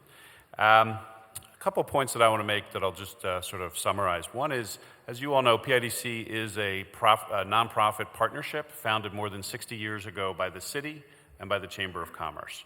So to be here today to testify in support of the Neighborhood Growth Program and to be in City Council chambers really reflects the support of our founding organizations and the two partners who primarily govern our organization. And so it's obviously a pleasure, and I think we're excited to be supportive of this initiative. I would particularly compliment the council members who have been serving on our board and executive committee for a number of years. Councilwoman Blackwell, Councilman Kenyatta Johnson, both are active, engaged participants in our daily work. As an organization that focuses around economic development, we have a mission that calls for spurring investment, supporting business growth, fostering developments that create jobs, revitalizing neighborhoods, and driving growth to every corner of Philadelphia. This mission aligns with our vision for a Philadelphia economy that is diversified, growing, and inclusive, creating jobs, investment, and revitalization throughout the city. And that mission obviously clearly aligns with the language from the resolution for today's hearings, which talks about for the notion that Philadelphia, in order to reach its full potential, must create more high-quality, high-wage 21st century jobs, build an inclusive economy with opportunity for all, and reinvigorate neighborhood commercial districts in all corners of the city. We are completely aligned in terms of mission and objectives with that. Second point I'd like to make is that PIDC for the last decade or so has really aligned all of its resources and all of its products and services to three core areas that align with that mission. One is we invest in supporting growing businesses. We invest in high-impact community and economic development projects in neighborhood commercial districts and in large employment centers throughout the city. And we focus our efforts around real estate to create workplaces for the future, to ensure that Philadelphia remains a place that can support work and attract work, and that work drives benefits throughout our neighborhoods. A couple of statistics to kind of highlight that. Over the last 6 or 7 years, PIDC has made more than 500 business loans for approximately $150 million. These loans are located in 97% of the city's zip codes. There are literally 2 zip codes where we have not made a loan in the last 5 years, one of which we're about to close, I think, this week before Thanksgiving. And 55% of those loans support minority or woman-owned businesses. Clearly, PIDC has been attracting capital, and we've been putting our capital where our mission is, in neighborhood-based businesses, minority and women-owned businesses, and supporting those businesses with the capital and technical assistance that they traditionally have lacked from the commercial banking sector. On the second item around community and economic revitalization, over the same time, we have built a portfolio of more than 60 high-impact community development projects that have invested more than $600 million in projects in neighborhood commercial districts throughout the city. These are projects that are in Philadelphia's most underserved communities, almost entirely in severely distressed census tracts, and they include health centers, schools, neighborhood retail, and mixed-use developments anchoring commercial corridors. And then finally, we continue to focus on attracting new businesses, jobs, and investments to our major employment centers, whether at the Navy Yard, whether in Center City or University City, or our large commercial districts around Philadelphia. I think in order to ensure that the benefits of new jobs and economic opportunity are dispersed more widely throughout the city, we all must focus on accelerating our overall economic growth. We've had 9 straight years of job growth in Philadelphia. We haven't had 9 years of job growth in Philadelphia since World War II. And what we're starting to see is 9 years of job growth, more than 12 years of population growth, produce more tax revenue. I think we've seen a city budget that has more than $1 billion of resources than it did 4 or 5 years ago, and that's the cycle that we need to continue to support. Jobs anchor communities, jobs drive tax revenues, and tax revenues support quality of life, investments in schools, in neighborhoods, and in the services that make Philadelphia a place for people to want to come, to start a business, to start a family, and to raise that family. The Chamber's Neighborhood Growth Project focuses on investments that will help spur the creation of neighborhood jobs, increase access to capital, and other resources to help small business owners grow and thrive. This is what PIDC is all about. We know that that's what our partners we heard in the first panel, the partners you're going to hear from today, are all about, and we appreciate the opportunity for council to have these hearings to further discuss these kinds of items. Thanks very much. Thank you. Good morning. Thank you for the opportunity to speak about the path to inclusive growth for the city of Philadelphia. Please note that my views expressed here today are mine alone and do not represent the Federal Reserve Bank of Philadelphia or the Federal Reserve System. I get to say that every time I speak. So by means of introduction, my name is Ashley Putnam, and I direct the Economic Growth and Mobility Project, which is a strategic initiative of the Federal Reserve Bank of Philadelphia. And the goal of my work is really to bring research to bear on these critical issues we're discussing today, issues of economic growth and economic mobility. We look at that in the regions that span our district, so that includes southern New Jersey, eastern Pennsylvania, and Delaware. So I'm really pleased today to testify about some of the research we've been doing at the Federal Reserve Bank of Philadelphia on this topic of how to connect people to economic opportunity, and specifically on good jobs. Earlier this year, we published a study on something we call opportunity occupations. These are jobs that pay above the national annual median wage, adjusted for regional costs of living.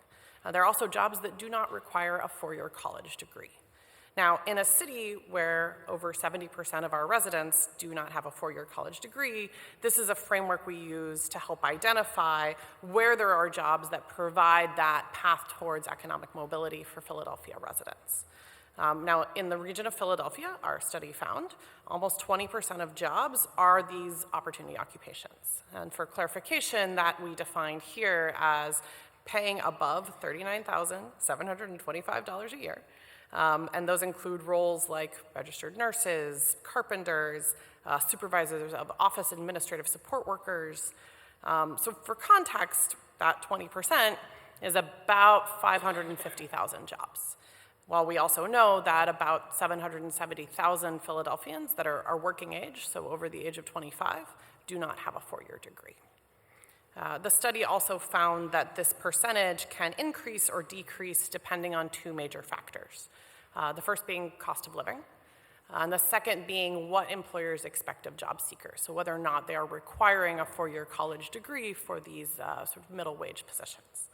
Now, we found that if businesses are only seeking degree holders when looking for talent, the jobs created do not benefit all of the residents. So regions with large concentrations of these opportunity occupations really provide those pathways to economic stability for all residents, including those who are not able to afford the cost of a four-year institution. While we were looking at this, we also started looking at ways that work is changing and what we're seeing in the economy about what that means, both for the future of Philadelphia and what's happening nationally. This critical issue came to light in some research we published in October on automation in the 3rd District of Philadelphia. The research found that specifically here in Philly, 18% of our jobs are at high risk for automation. Now, those jobs that are predicted to be the most impacted are jobs that we commonly see in the service economy. So those are jobs like bank tellers, cashiers, retail sales workers, and these are jobs that are high growth, but they're also at high risk for automation. This research also found what we found very important and compelling for inclusive growth, which is the disparate impacts of automation on populations that are more likely to be in low-wage work. So a higher number of women, a higher number of people of color, and a higher number of younger workers could be impacted by these shifts in what's happening in technology. So to build a more inclusive future, Philadelphia stakeholders need to consider these impacts of automation on job growth, on workforce development, and on local talent pipelines. We decided to explore a little bit about what could be done to address these intersecting issues. We had the opportunity to partner with some folks who are in the room today, including PIDC, the Mayor's Office, the City of Philadelphia, and the Chamber of Commerce for Greater Philadelphia. We hosted an event earlier this year called Business Innovations for the Future of Work, and we really pulled together some of these best practices, understanding what's happening across the country in terms of how local and national leaders are preparing for these shifts in work. A few of the things we learned that I think are important to consider in this committee. The first is that private and public partnerships were really necessary, and that's really how we bridge these silos and these divides to build a more inclusive future. But that also investments in workers and investments in job quality. Second is that all of the efforts that have been successful here and elsewhere are really intentional about diversity and inclusion to expand talent pools. That means they're thinking about workers who would be typically overlooked that are represented in some of the data I mentioned earlier. So as Philadelphia considers neighborhood growth and sort of the impact of what this means to grow good jobs in all neighborhoods, it's important to look at that intersection, the intersection between investments in place and investments in people. We are hoping to highlight more of these innovative approaches to economic development and continue to lift up the local talents that we know grow local businesses for the future of Philadelphia. Thank you.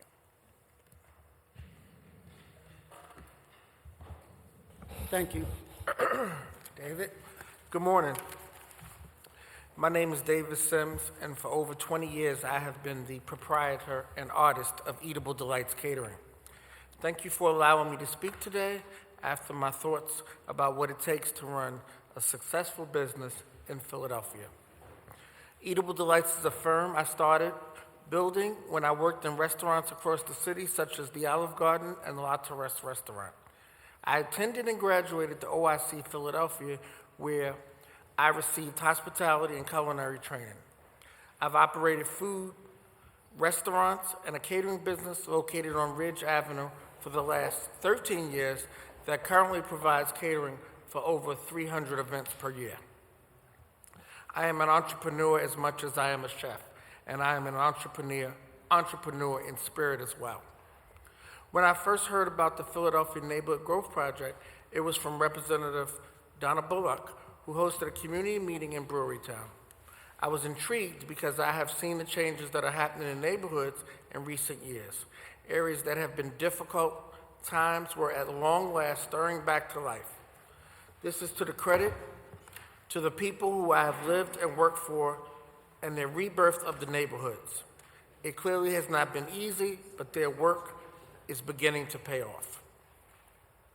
I wanted to hear more about any plan that would bring a focus to what I believe as the most important issue facing Philadelphia, how to help entrepreneurs like myself create jobs in neighborhoods that serve and employ the people in those neighborhoods. At the meeting hosted by Representative Bullock, I heard about the inclusive growth agenda and the importance of addressing the reasons jobs aren't being created in a substructured and systematic way. Everything from improved education to safer streets, addiction treatment to tax and regulatory reform. All are incredibly important, including tax reform. I want to be clear that the single biggest threat to current businesses and to anyone looking to start a business in Philadelphia's tax system is cumbersome and outdated and drives good jobs out of the city, particularly the BERT tax, which has a direct impact on how many people a small business can hire. And I just want to add to that, as a resident of Delaware County, I travel to Philadelphia every day, anywhere between 30 minutes and now an hour to work in the city of Philadelphia. My business and restaurant or catering business has high expenses and low margins, and most of the income received going directly to pay for the food and services needed to provide means and catering. But we are still taxed on the total amount brought in, the gross, rather than the net, which makes it harder to invest in our company and, more importantly, into our neighborhoods. As you consider how best to increase the number of neighborhood businesses, I hope you seriously consider accelerated wage and business tax reductions for all city residents and businesses. If that proves impossible, City Council should identify targeted credits that can be used to boost startups and ensure our neediest citizens share in the economic booster fuel of tax reform.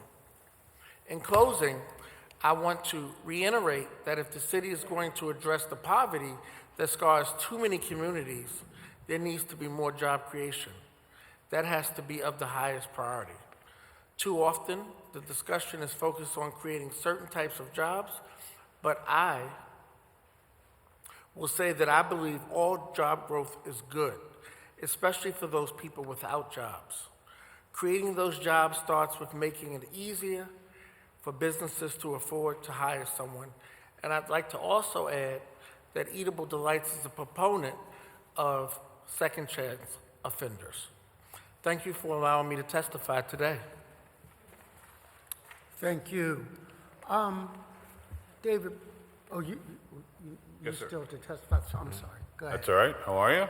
I am outstanding. Thank you for this opportunity to speak to all of you. My name's Paul Mason. I'm a principal with an engineering company that came to Philadelphia 5 years ago. Our headquarters is in St. Louis. A project for PICO brought us here, and we had a job for a single engineer. But that also gave our company an opportunity to get to know Philadelphia. We love the energy of the city at this particular time in its evolution.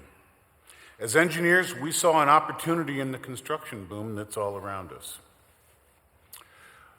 With the eds and the meds that are here in this town, we saw potential to serve clients who are like the ones that we serve and have served in the Midwest for the last 30 years. So we imagined slowly building an East Coast office and creating jobs here. 5 years later, we have an office in Center City, and we have a suburban office in Norristown. We employ 10 people, and we can see that number doubling in the next couple of years. Our civil and structural engineers are working on the campuses of several universities. We're designing school renovations for the School District of Philadelphia. We're helping to make upgrades to public parks and community centers as part of the City of Philadelphia's Rebuild program. And we're also working with the PIDC to bring more electrical power, 20 kilowatts, to the Navy Yard. And that's just some of what our engagements are right now. And our jobs are helping to keep highly educated Philadelphians here in Philadelphia. We are deliberately inclusive. 9 of 10 of our employees are women and/or people of color. Our employees' salaries are well above the local median household income.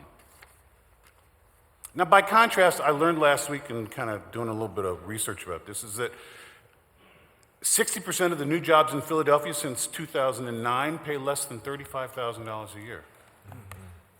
And that's a wage that's got to be difficult to sustain a family. Everybody knows that this is a city that has some long-established and entrenched networks, if you know what I mean. And so why has our firm, a small, minority-owned business, had a measure of success infiltrating those networks?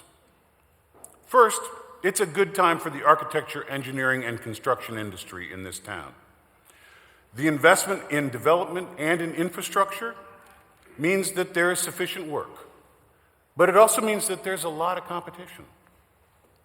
Second, our company, David Mason and Associates, founded by my brother, has a great track record. We have 170 employees in 3 cities.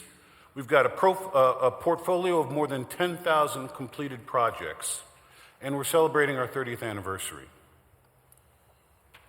Third, there's a political climate in Philadelphia modeled by the mayor and by this city council that has nurtured minority and women and veteran-owned businesses.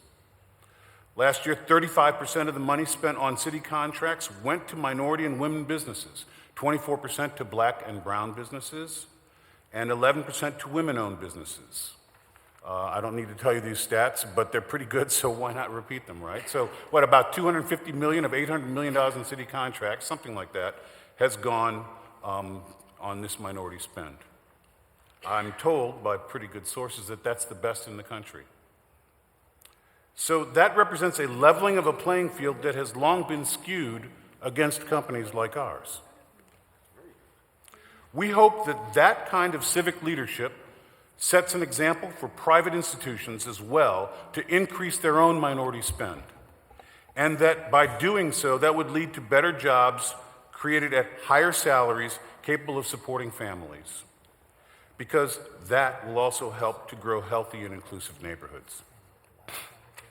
And so David Mason and Associates, our company, we're thrilled to be a part of creating a small part, by the way, recognize 10 employees. We're a very small part, but we're happy to be a small part of creating meaningful and inclusive jobs here in Philly.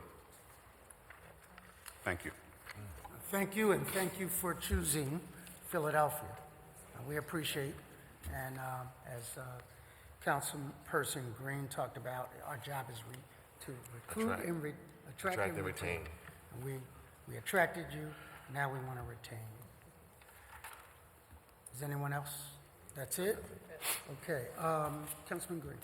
Thank you. I want to thank the entire panel. You've all kind of reflected the work of what this hearing is supposed to be about. John Grady, I want to thank you for your work at PIDC. We've talked on a lot of different issues and policy, and you really moved the Navy Yard in a major way. And then I'll just close with David. I think you really represent neighborhood growth. Many, many years ago when my wife and I had a shoe store, and you were one of our first people that we worked with at the store, and I've seen you grow. You were somewhat modest in your remarks because you have offices here in Philadelphia and in DC. You're also doing stuff in California. So I think you really represent the neighborhood growth and getting to that scalability that we need to have. Thank you, Mr. Chair. So, David, do you have an announcement where you're moving to? You going to tell anybody? Are you going to share? Sure. Okay. Wait a minute. Go ahead. I'm very happy to say that I am moving to the 9th Councilmatic District, headed by City Council Councilwoman Sherelle Parker. How many doors away? Next Just door. ask. Next door. I just Next asked. door. All right. But I'm also happy to make another announcement. Yeah, I know. Go ahead. Am I allowed? Yeah, you are. Okay. That I'll also be neighbors with the fourth councilman person, Curtis Jones, at the New Market Square development, where I'll be opening up a restaurant in April. We're going to be neighbors. Real neighbors, share. like Yeah, really that's next all. door. Northwest. There you go. Just making that. Quick question. To what degree is online shopping impacting retail neighborhood growth, A, and then I'm going to come back with big box development impacting neighborhood growth. And I did not recognize you. We will go to you and then to Parker. All right. Online first. I think we see in a lot of commercial corridors, whether it's downtown or whether it's in the neighborhoods, we see the impact of both big box and online retailers. We work with a lot of businesses that are in neighborhood districts, including David's. And one of the things we try to talk to people about is if you open a business in a commercial corridor, you can't rely on people to just walk in the front door and sustain your business. And so I think it has forced business owners to think about what they sell, how they sell it, how they use their space. We're working with a business owner now who has had a storefront in the around 2nd and Fairmount area for the last 10 years. They've decided they don't need a storefront anymore to sell their product. They're going to sell it online, and instead they're going to open up a larger production shop so that they can make more product.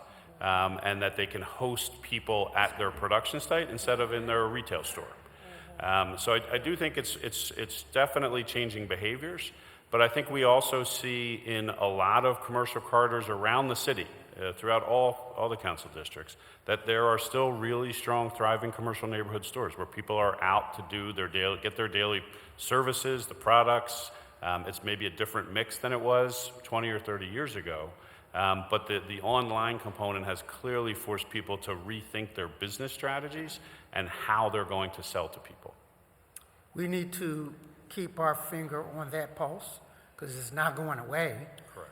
And whether you are Mr. Sims, who might have to incorporate Uber Eats or whatever to deliver, but these kinds of evolutions where people are delivering more.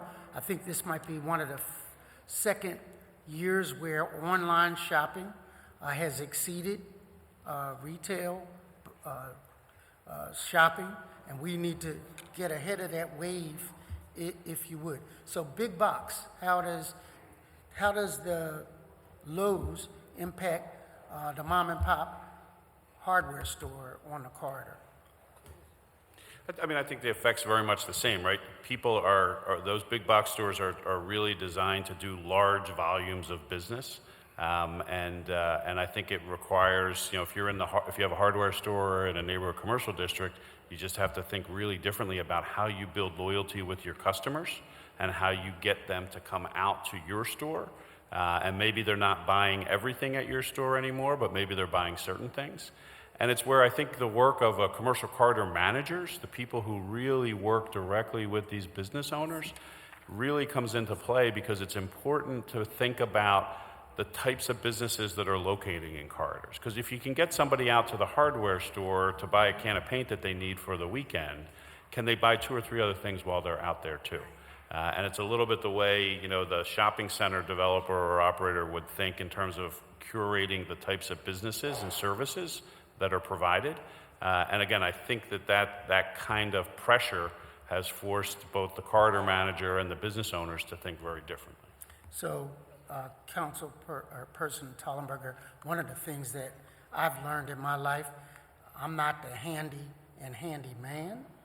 So I will call the local hardware store, let them hang a mirror and things like that in addition to whatever I buy from that. So that service end of it has a lot to do with it. I've noticed by way of doctors are now making house calls again. And so we are evolving in the service end and service delivery of the retail aspect of what we do. Councilperson Tollenberg. Mr. Chairman, thank you very much, but I want to let you know that I belong to the same club you do, in that I am not that handy, and I must call extra help. I did want to thank Mr. Sims, because one of the things I wanted to point out and also chat with you a little bit about is I'm also a board member of OIC. And if OIC helped you the way I got it, and I apologize to the entire board here, because I was coming back from a meeting with the mayor, and that's why I had to step out. So I'm sorry I didn't hear all your testimonies, but certainly I know some of you, if not all of you, put this in writing, so I'm glad to review it. But having your store in Philadelphia, having credited OIC, and having chosen some very good neighbors, I think you're on the right track of doing some things. But let me ask you this: if there's one thing the city of Philadelphia, particularly the council, could do that would help you, what would that be? If there was one thing.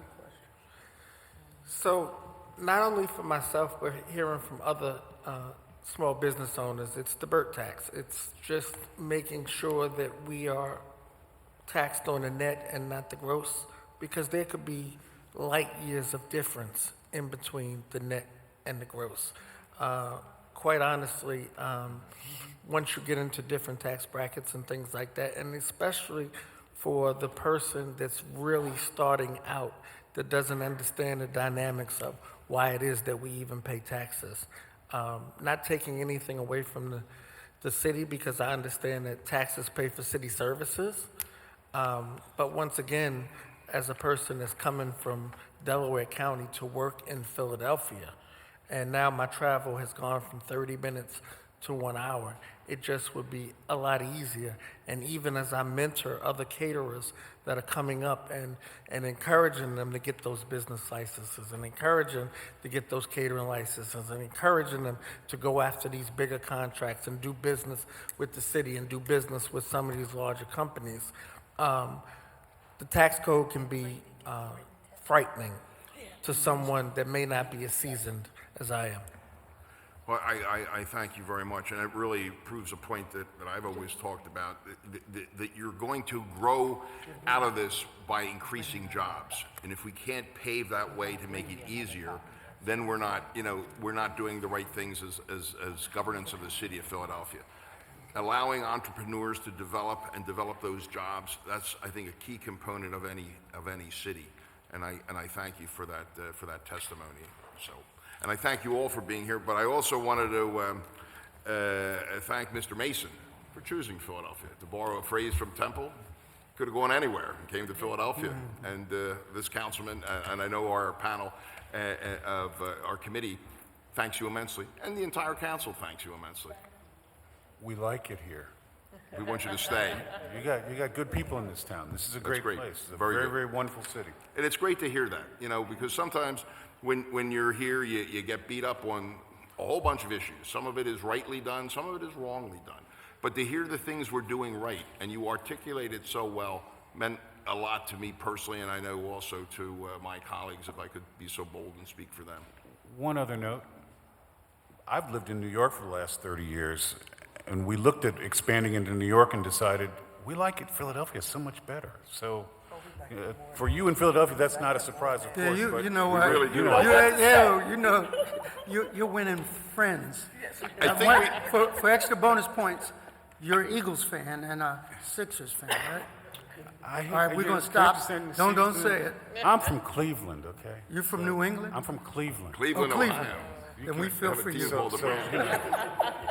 Thank you, though, for choosing Philadelphia, and with your testimony, we could almost make a commercial on why people should come here. Thank you. But we need the help of that minority spend. Because Sure. a company I like understand. ours could not compete here were it not for the kind of minority spend that this council and this mayor has really championed. And this Commerce Department, by the way. So we are grateful. That's good to know, and I thank you. Thank you, Councilperson Parker. Thank you, Mr. Chairman. Let me just start. I want to echo comments that we've heard about John Grady. And, David, you'll have a connection with the Ninth, but John Grady has a lifelong connection to that community, particularly in the Alney region. So when I begin to talk about places like Sturgis Recreation Center and Alney Recreation Center, he doesn't have to search for it in a white paper. He knows it because he grew up But where around did he it. choose to live? Oh, stop it, Mr. Chairman. But I do want to, on the record, say thank you so very much just for the institutional knowledge and for helping businesses and organizations in the 9th Councilmatic District who may not have had the technical capacity to access capital at traditional banks, and working with your staff, the patients, and just walking them through that process is something that we don't take lightly, and you've done it well, so I want to say thank you on the record for that. Shalimar, you mentioned something that we haven't heard today. 100,000 SEPTA riders connecting through the North Broad Renaissance. Talk to me about transit-oriented development and investment and how significant that is as we talk about commercial corridor growth in the city. Yeah, one thing that we consistently hear on North Broad is that with the development that's taking place is parking, and you hear that all around across the city. So I think being strategic and thinking about how are we going to manage the growth that's coming by way of parking. I think taking advantage of that gem, the Broad Street line, and making sure that people feel safe and comfortable taking that mode of transportation and utilizing public transportation will be key. So investing into elements that's going to support that is important. Well, I appreciate your making a note of that. When I think about Broad and Alney, when I just think about major commercial hubs all up and down, I mean, from north to south on Broad Street, opportunity, comes to mind. So hopefully we will see, and I'm very intentional about this word, some equitable investment along the Broad Street corridor via those public-private partnerships that Ashley Putnam so eloquently talked about as being a part of the solution as we move forward. So that would be with quasi-government, SEPTA, along with the small business community and other investors in the private sector. And I think getting in front of development, I always say North Broad is at this very privileged position because it's still early stages of development.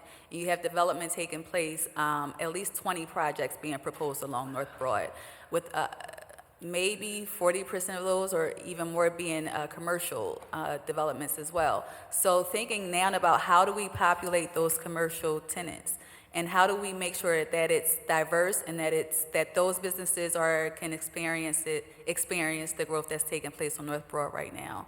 And that's why the North Broad is focusing on this idea of these business districts and being strategic about how we attract businesses to each area to make sure those communities, east and west, can have employment and benefit from this revitalization.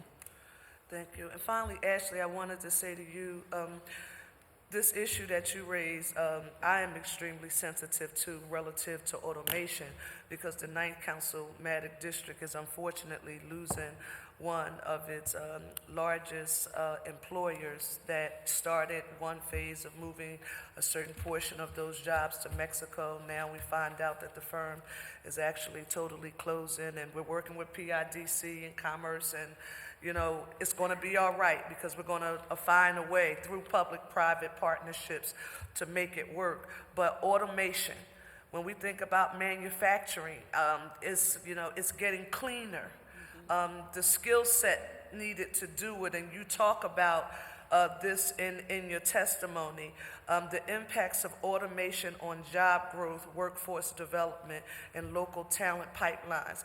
Based on your research, discussions, the forum that you were talking about in Drexel, what are some of the major issues that you think are flags that we as local elected officials need to be watching closely? No, absolutely, and it's, I think, an issue that has been raised by quite a few people in this room. PIDC actually started convening folks around the conversations about the future of work, understanding how we can invest in and grow the kind of jobs that sustain these technological changes. I think the thing that was most interesting to us was what we're seeing in terms of what that means for talent. So we have great talents in Philadelphia. We have regional businesses that have incredible knowledge. We have talented people who are working in some of these jobs that are likely to be automated. And so the question we were asking was, what does it take to get someone from that retail sales, frontline banker job into the kinds of jobs that technology is creating?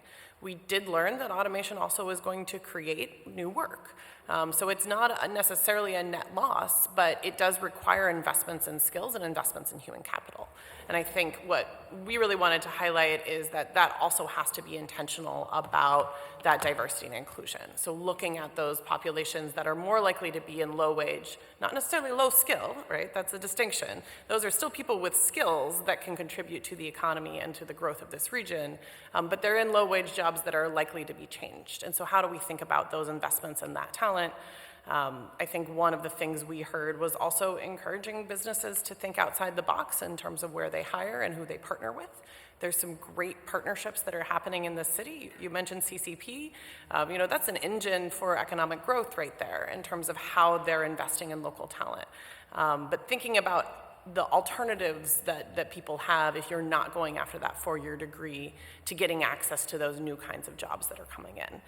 So I think it matters on both sides. It matters on what kinds of jobs are we investing in and creating, but it also matters how we are investing in and being intentional about the people we're investing in.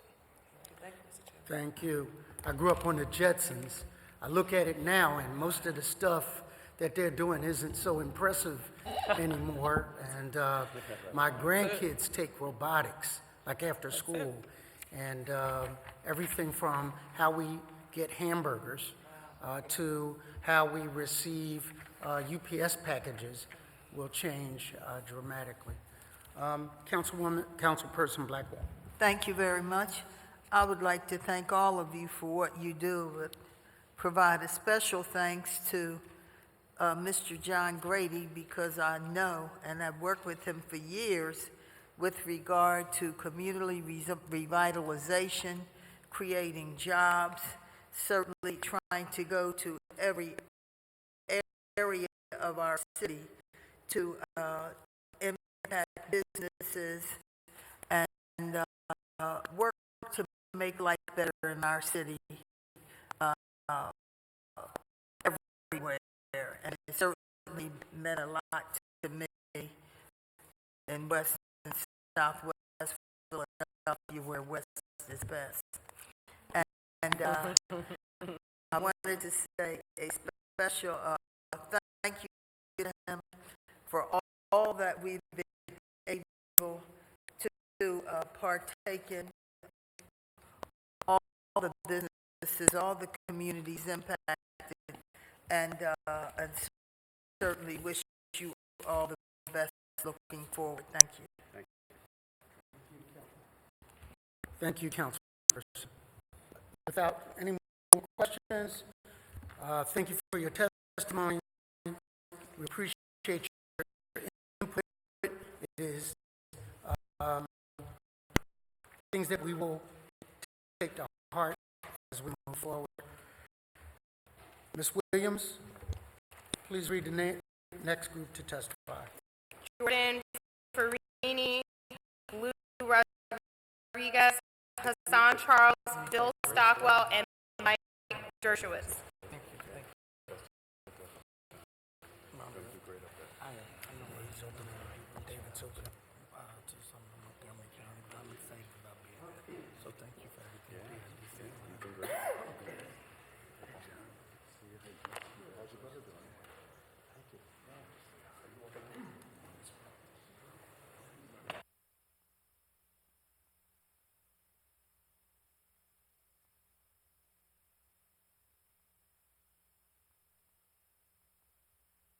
Thank you all.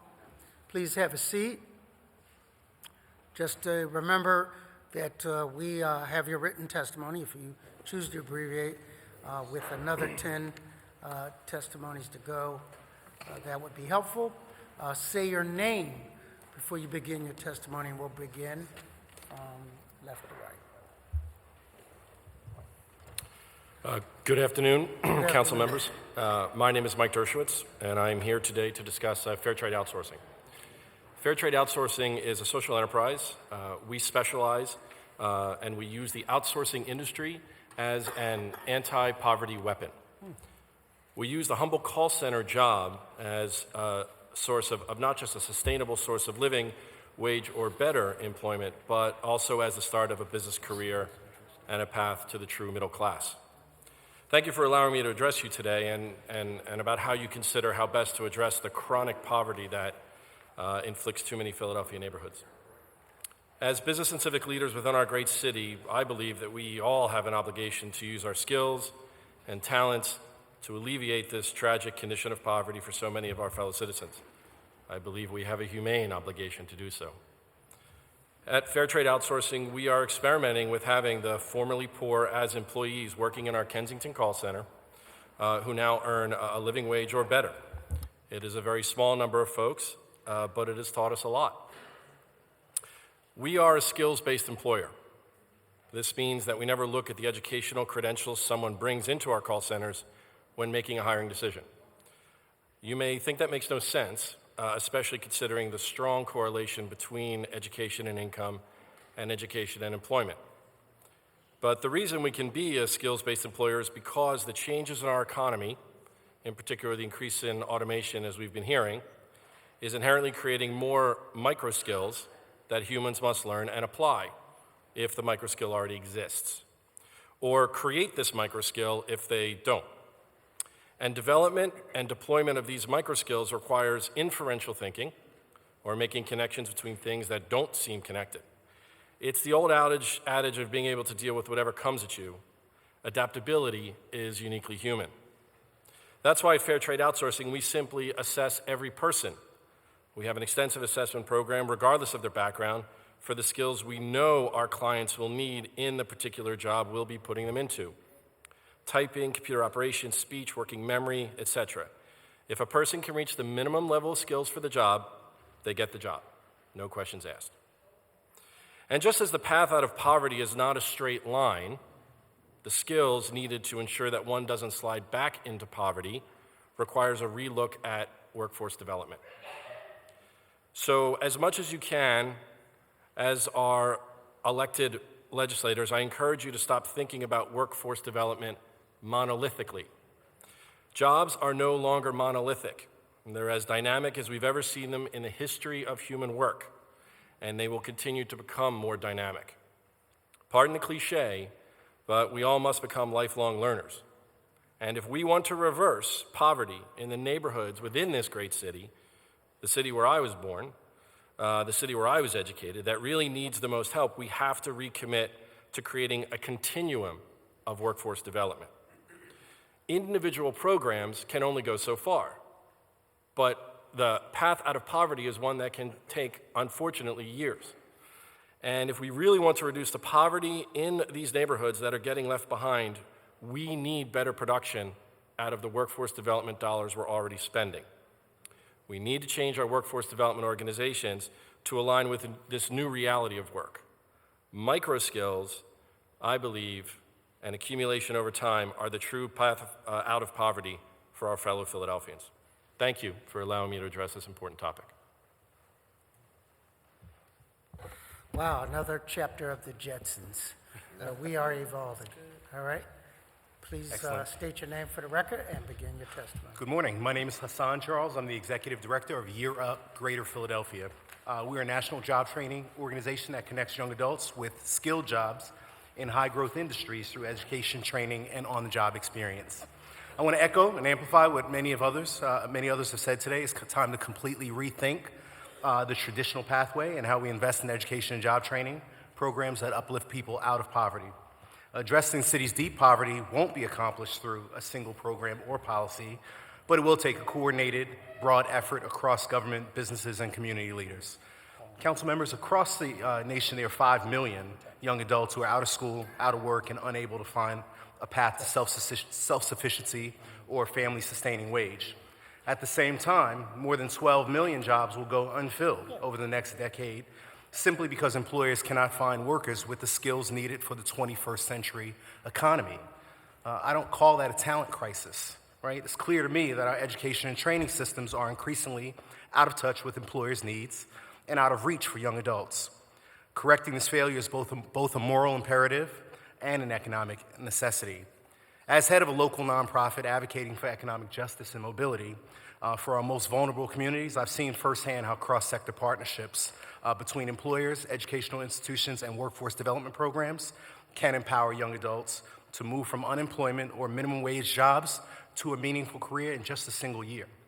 I ask that you consider the work that local employers like Wells Fargo, Thomas Jefferson, Penn Mutual, Merck, and Digitas are doing with Year Up and Pierce College. After completion of our one-year program, 85% of all graduates are attending college or employed full-time with an average salary of $44,000 per year and a career trajectory.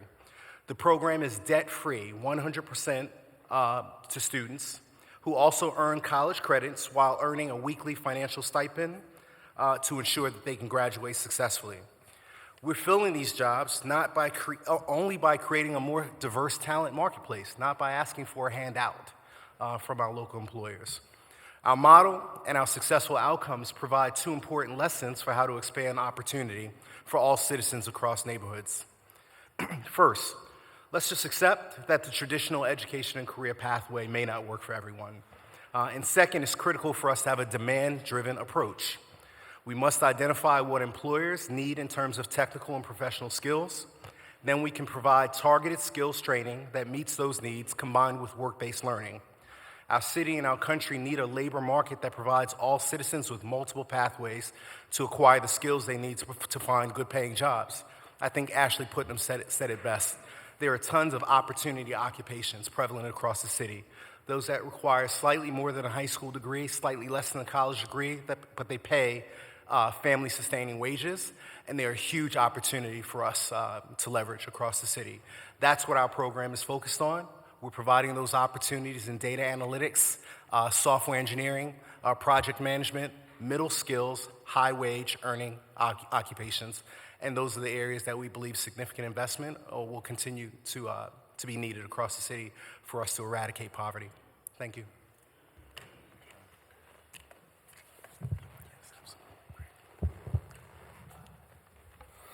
Thank you. We were just comparing your notes of your testimony. We'll have questions for you afterwards. Thank you, and please state your name and begin your testimony. Certainly, sure. Hello, my name is William B. Stockwell. I'm here today to discuss the success of my firm, Stockwell Elastomerics, a 100-year manufacturing company in Northeast Philadelphia. I also want to discuss the Philly Manufacturing Growth Network and the effect we've had on hiring returning citizens. Thank you for allowing me to participate in today's hearing and to discuss this critical issue. First, some background. In early 2017, as the economy experienced a surge of growth, my firm found it challenging to find workers we needed to fill entry-level manufacturing positions. Members of the Philly Manufacturing Growth Network were experiencing the same situation. Despite spreading the word through our employees, their families, and friends in the neighborhoods, we barely found enough new people to fulfill our customers' demand. In early 2018, we heard from Rich Bevan, the CEO of Baker Industries in Kensington, about their job training program for returning citizens. From Rich, we learned about Baker's job readiness training program as well as the trauma people experience in prison and the experience gap many of them have and the challenges these people experience rejoining society. Stockwell Elastomerics made its first hire from this program in November of 2018, and a second person was hired in April of 2019. There were some bumps along the way, but by managing proactively, both are still with us. Our first hire is done with her parole. She is eligible to participate in our ESOP, and contributes into her 401k plan. She recently took a week of vacation in early October to become reacquainted with her family that she had not seen in many years. Our second hire greets me with an electric smile every morning. She is doing well and has been recognized by her fellow employees as a strong contributor to the business. Other manufacturers in our network have also made hires. Our network is 9 for 9. Yes, it's a tiny number in the overall population, but a huge difference for those people trying to rebuild their lives. The Philly Manufacturing Growth Network is moving to build a sustainable hiring model that connects the folks on the sidelines to the small to mid-sized manufacturers who need entry-level employees to meet demand and train up to fill the ranks of their aging workforce. We are working closely with Baker Industries to build this model, which we have dubbed this our PHL MFG bridge model, using the image of the Ben Franklin Bridge. Baker has hired a professional counselor who builds trust with the returning citizen prior to the hire and maintains regular contact with a new employee and the hiring manager. The counseling is not just for life at work, but life outside of work, where the challenges may derail success. So we are bridging the gap. We're building success. New workers hired through Baker and using the bridge model are hired for full-time work, only hired for full-time work, and supposedly hired at the living wage, I should say the living minimum wage of $12.40 per hour, with benefits, including medical, dental, and more. The hiring companies pay a bridge manager fee, which fully funds the counseling provided by Baker Industries. Philadelphia has talented workers who just need to be given support and a chance. We shouldn't allow them to fall into poverty because we didn't do enough to give them both. Thank you. Thank you for your testimony. State your name and please begin. Good afternoon. Good afternoon. My name is Lou Rodriguez, and I'm the CEO and president of Rodriguez, a civil engineering and land surveying company based here in Philadelphia. I'm also the chairman of the Hispanic Chamber of Commerce, an organization which represents over 600 businesses here in the city. I want to thank you for the opportunity to speak with you about education and workforce modernization. Over the last 5 years, Philadelphia has experienced unprecedented growth in terms of new construction of residential housing and commercial buildings. This growth has led to tremendous wealth for some. However, our infrastructure is not maintained at the same growth rate and has led to tremendous challenges for others. Keeping pace with this rapid change in demand and improving the quality of water systems and roads requires financial resources, but it also requires human resources, technical and non-technical employees that have the skills to do the work. As a former employee of the Philadelphia Water Department, I understand the challenge of maintaining over 3,000 miles of water mains and sewers that serve a population of over 1.5 million people in one of America's oldest cities, much of which was built over 100 years ago and was not adequately maintained over its lifetime.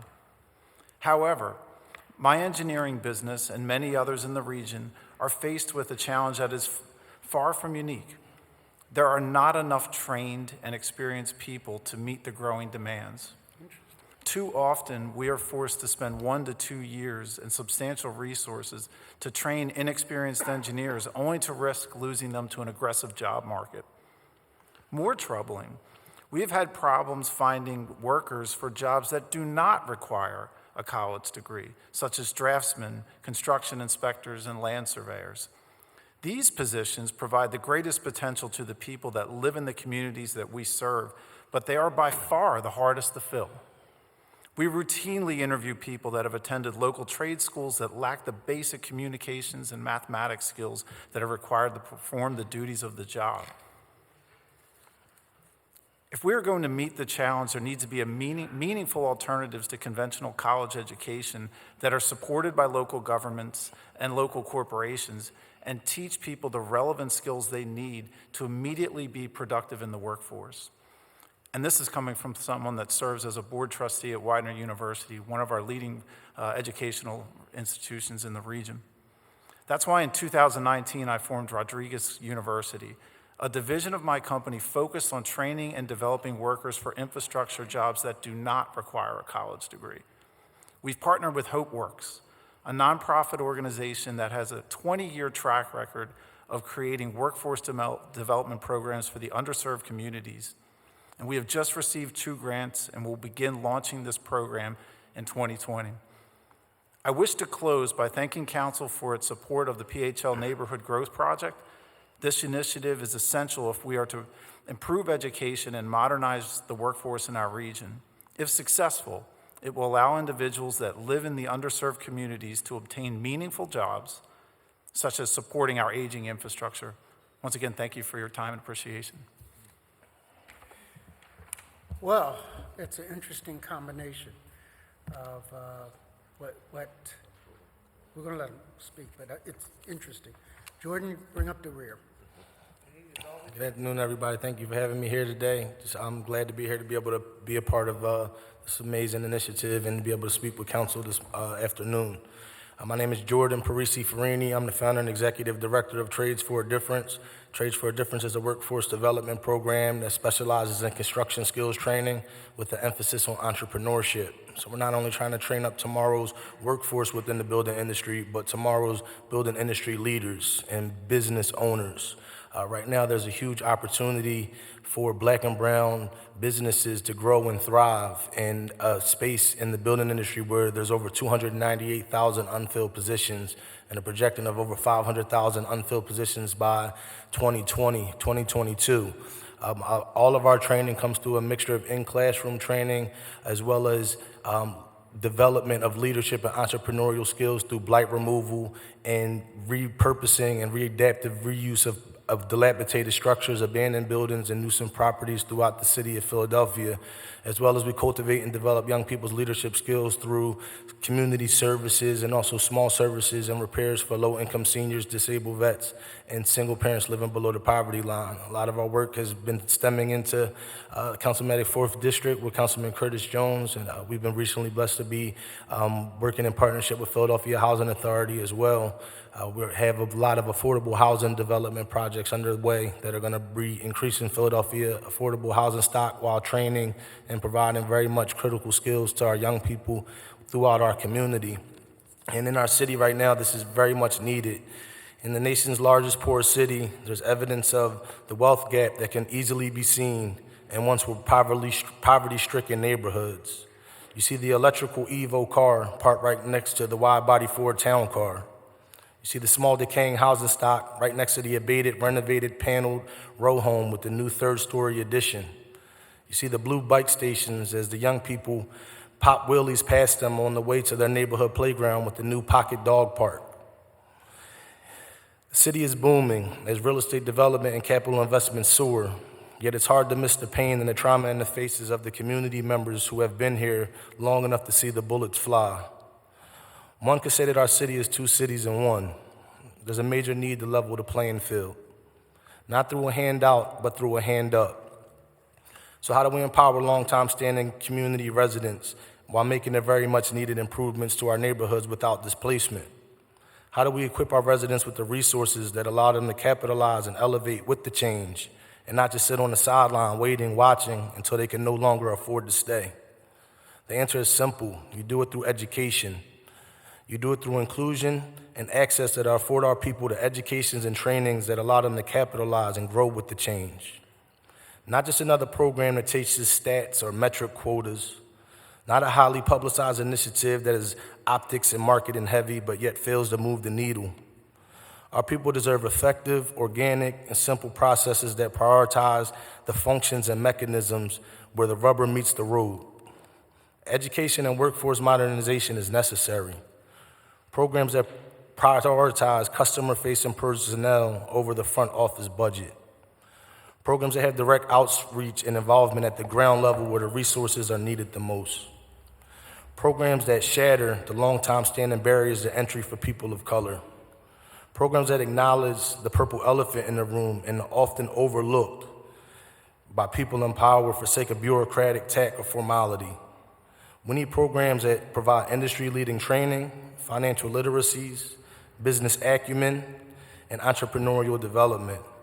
But most importantly, we need programs that provide access, that highlight nuance, and teach the subtle intricacies that the old boys clubs have thrived on for so long.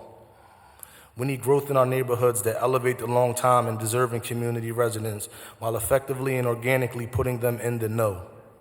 Education and workforce modernization programs like the Neighborhood Growth Project are the difference makers. And I'm excited to be here today to support it. As I look around this room and I see city leaders and public and private executives, I look around the room and I see hope. And I'm just excited to be a part of this initiative and be a part of this project and look forward to seeing it come to fruition and move forward. So thank you all for having me here today. So I want to continue to thank Councilperson Green for bringing good things to light about this. But I see a synergy here. When we start to think about Philadelphia's future, there's a movie called The Last Black Man in San Francisco, where the gentrification thing is the theme, and a tandem of young men look at the house they used to live in, wonder how they were displaced, and wonder how they can find their way back to that neighborhood. And in your testimony, the blue indigo bikes versus young kids popping wheelies right next to them is a kind of parallel, different direction universe that if we don't get ahead of it, we will be looking at neighborhoods where people used to live in as opposed to people together working, living, and playing in. So what you're talking about is important. Closing the pipeline from school to prison and opening a pipeline from school to paycheck is what I hear. So I want to thank you all for thinking that way and try to figure out how we can, and in my opinion, hearing what I hear, knowing what I know about Rock the Block, just to tout that for a minute, we've done over 100 houses now. 150.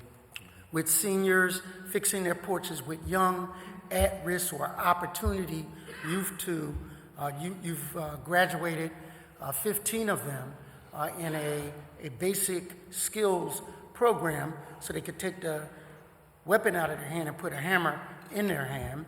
But we have to bring these kinds of points of light to scale so that they're not just good examples, but they are game changers in areas that are besieged by these opportunities. So if the city of Philadelphia, as a chair of the Gas Commission, knows that we don't have enough skilled trades people to fill the positions to deal with those kinds of infrastructure issues, 3,000 miles of pipe, you're right. I got to go take a visit to your university to see how you're actually doing that. But we have an opportunity in light of the fact that we have a demand for skilled workers that we can't fill through traditional routes. So we need to, thank you so much, and I'll share it. We need to figure out how to bring these programs to scale. Councilperson Green. Yeah, I'll be very brief. I want to thank all the speakers on this panel.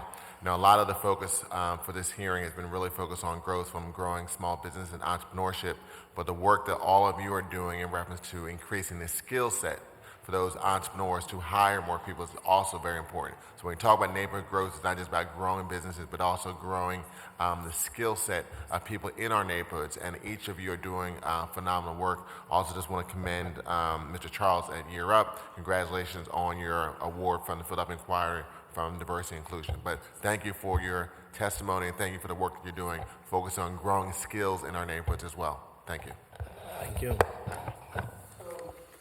We are going to take a 5-minute break at the stenographer's request. And we will take a slight recess and then reconvene.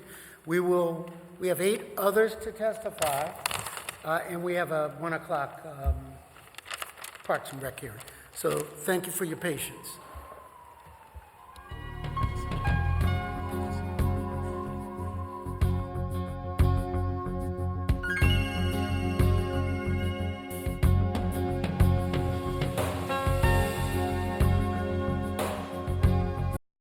O'Brien, Joe Arndt, Alonzo South, Peter Hotz, and Hector Ayala. Thank you all for your patience. And good afternoon. Please have a seat at the table.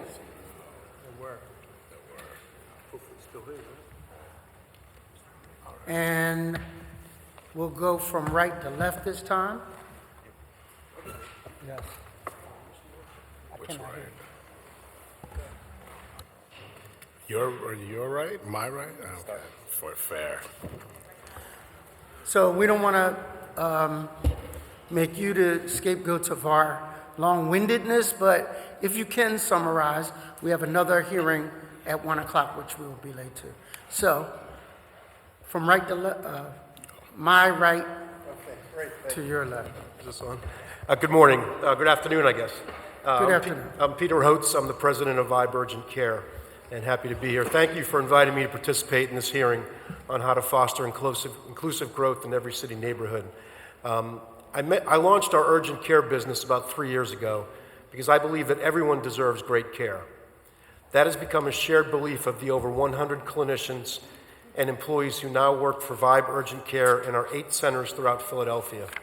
We partner closely with Medicaid plans and other community providers to facilitate access to affordable, convenient health care services. We have locations in Center City and University City, very busy health centers in Port Richmond and South Philadelphia, and we're coming soon to West Philadelphia. I'm here today because the issue of what companies need to grow and thrive in the city's neighborhood is of special importance to me. We've made a conscious decision to locate our centers in many neighborhoods that lack healthcare providers. We see firsthand the impact a lack of opportunity does both to the fabric of a community and to the health of its residents. We also know how important a strong, clean, and safe neighborhood is to our ability to attract and retain the highly skilled professionals we need to provide care.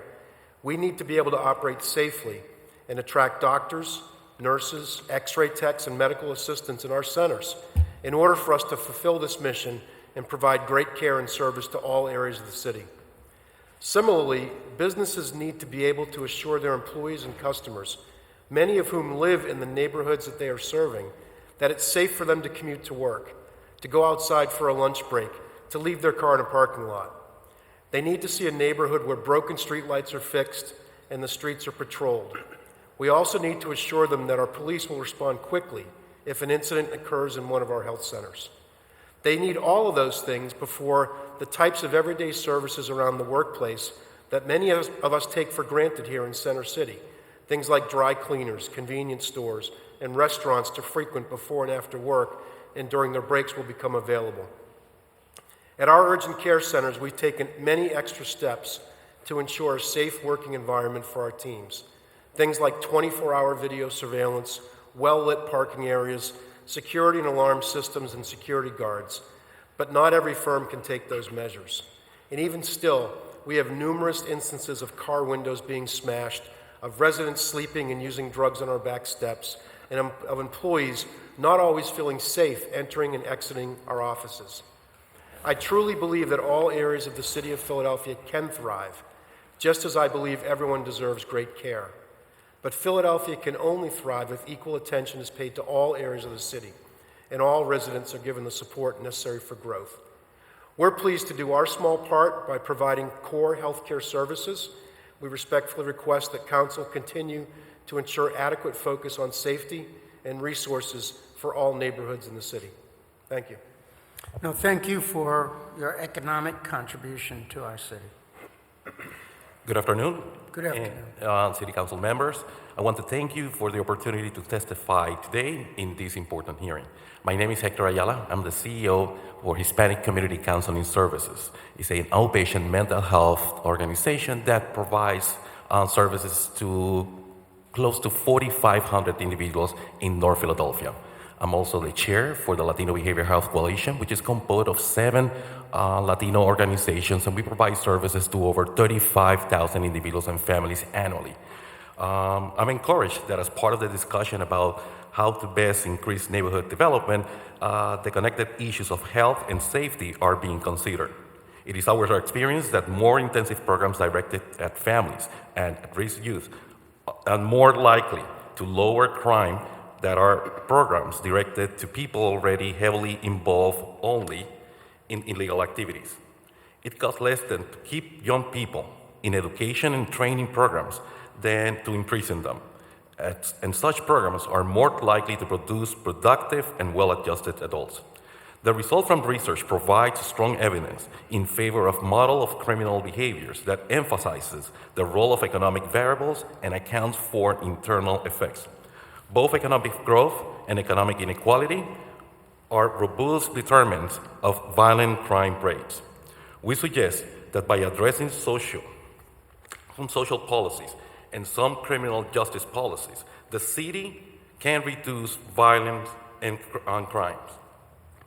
Among social policies, efforts to provide meaningful activities such as jobs, school, and education to young males, particularly minority males, and preventive or supportive programs, particular programs directed to young children and their families, can reduce crime.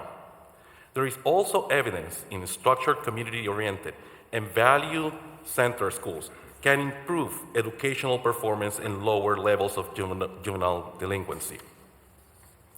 The Pennsylvania Office of Mental Health and Substance Abuse Services has made a commitment to establishing a recovery and resiliency-oriented behavioral health system in the Commonwealth of Pennsylvania.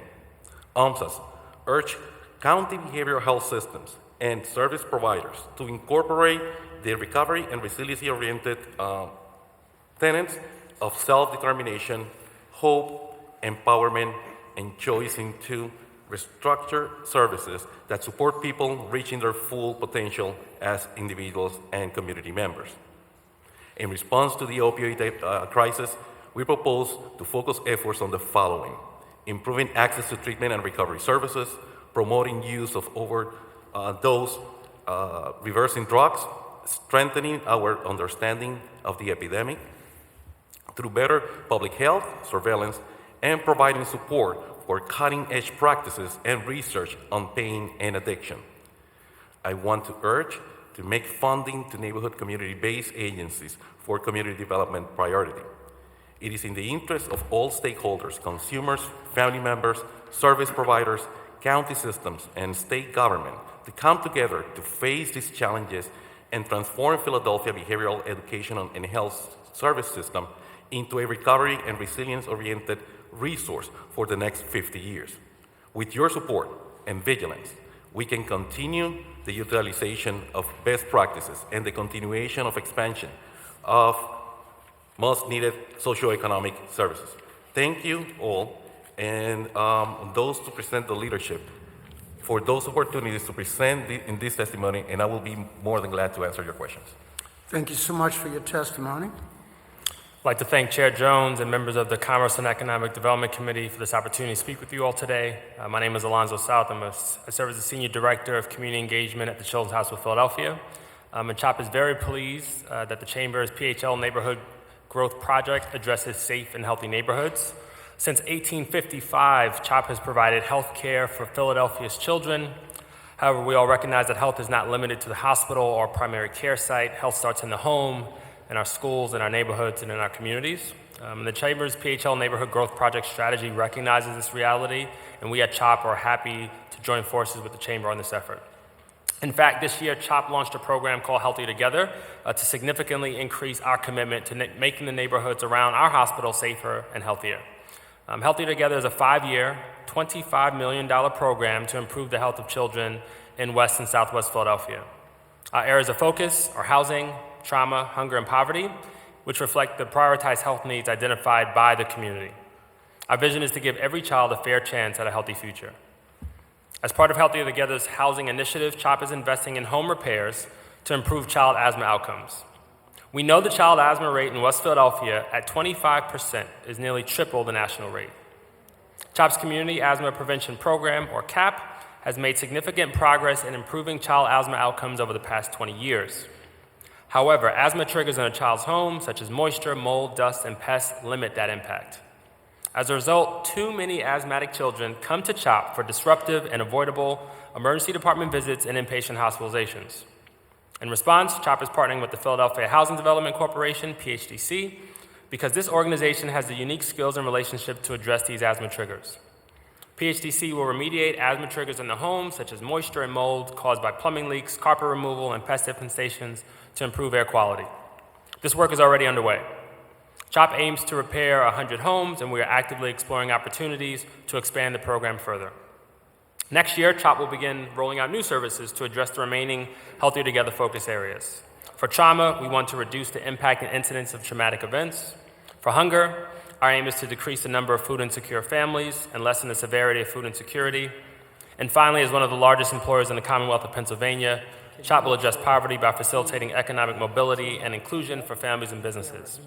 For example, the goal of the CAP Plus Home Repairs Program is to use 100% local, minority, and women-owned business enterprises.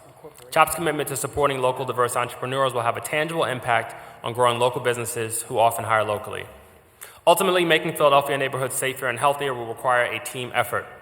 CHOP's Healthy Together program and the Chamber's PHL Neighborhood Growth project are both joint efforts that involve residents, businesses, nonprofits, and governments. This collaboration is critical to improving our community's well-being. Thank you for your time and attention. Thank you very much for that. Good afternoon.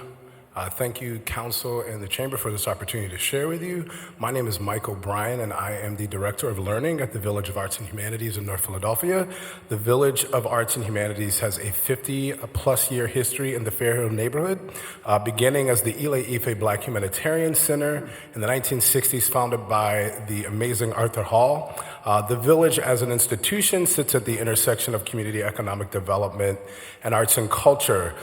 Second, I am also an Innovation Fellow at the Lindy Institute for Urban Innovation at Drexel University, where I am developing a research and practice framework called Designing for Humanity, a framework for human and market resilience. And in both roles, my work is ideated, devised, and executed through a lens of human-centered growth and development. This lens is built on the science of trauma and adversity, but also the science of human well-being and the science of human flourishing.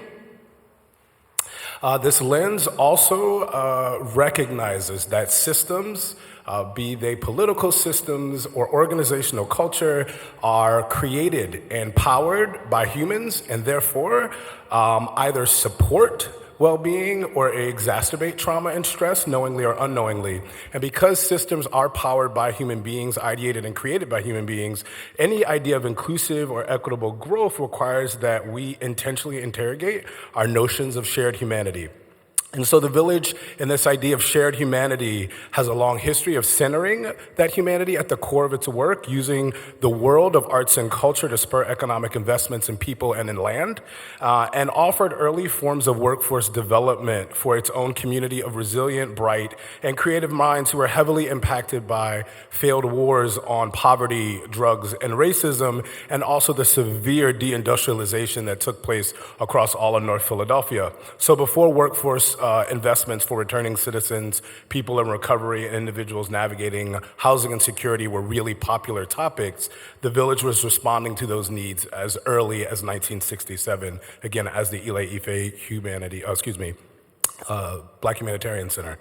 So through my work at Lindy, I also have focused on the shared skill sets and character virtues and leadership domains that are important for resilience in the market. Ironically enough, early analysis has shown that these same skill sets are just as viable for individuals as they are for organizations. So we're looking at things like sustained employment for the future, including entrepreneurship and navigating the gig economy being supported by the same skill sets, character domains, and leadership domains. The upskilling of employees wishing to move into executive or directorial leadership opportunities in our region being supported by the same skill sets, leadership domains. The growth of inclusive and equitable and deliberately developmental culture within organizations organizations being, again, supported by the same skill sets. And the last, the buffering of the impact of chronic stress and trauma on both individuals and groups being supported by the same skill set. The reason why I highlight all of this is because after decades of personal experience and research, it is clear that any program focused on reducing poverty through the idea of inclusive and equitable growth must recognize what the causes of that poverty are, and it is not solely a lack of jobs, and it is not solely the lack of skilling up people in neighborhoods who are in need of those jobs. I will submit for the record, and it's not in my notes, that we employ lots of young people between the ages of 14 and 21 at the Village of Arts and Humanities. And when I have young people come in with a face tattoo, they can get work through PYN Work Ready, but the moment they're 18, nobody wants to hire them. So as much as we are trying to skill up the individuals from the neighborhood, we have to focus on organizational culture, to the point of my colleague Jordan, the Old Bros Network, that says if I cannot see myself getting a beer with you, I probably cannot hire you. Skill set has to be developed on both the systems end and the individual end if we're going to make any progress in our city. I thank you for your time, and I thank you for your ear.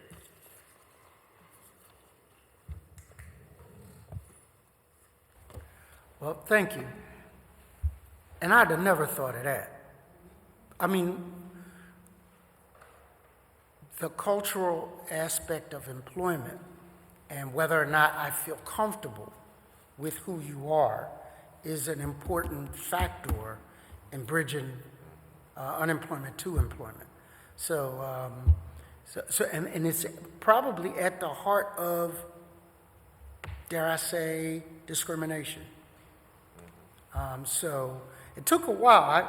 I had to tell my colleague, he said it really eloquently, but he had to break it down for me, and I appreciate it. Thank you. Do you have any questions for this panel? And you already, I was trying to connect, if you saw the body language, I was trying to connect you with Trades for a Difference, and I find out that you're already on their board. Which? Trades for a Difference? I'm not on that board. You're not? I am. Oh, you are? Okay. So what I was trying to do was correct. You're doing remediation on 100 houses based on mold? Yeah, so asthmatic patients from West Philadelphia that come into the Children's Hospital, whether twice in the ED in the past 6 months or once for inpatient hospitalizations, they're eligible for this program. We send a community health worker to the family's home to assess the home to see if the home is contributing to the asthma issues. That makes all the sense in the world.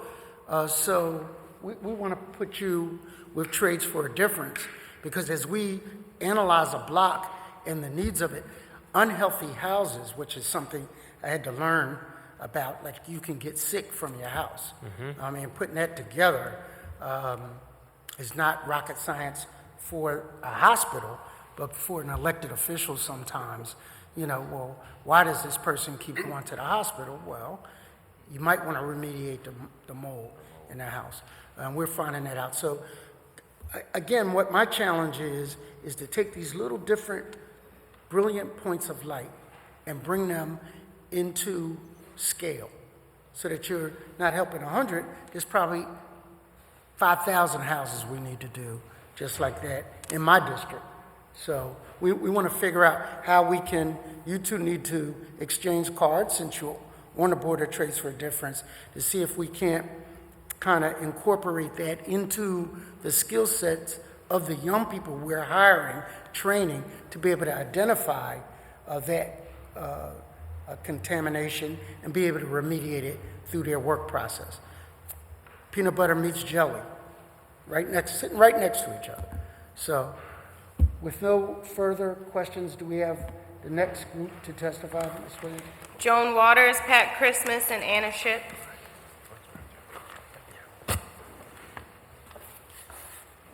And I see our chairman of Parks and Rec is here, and I'm not going to ask any questions.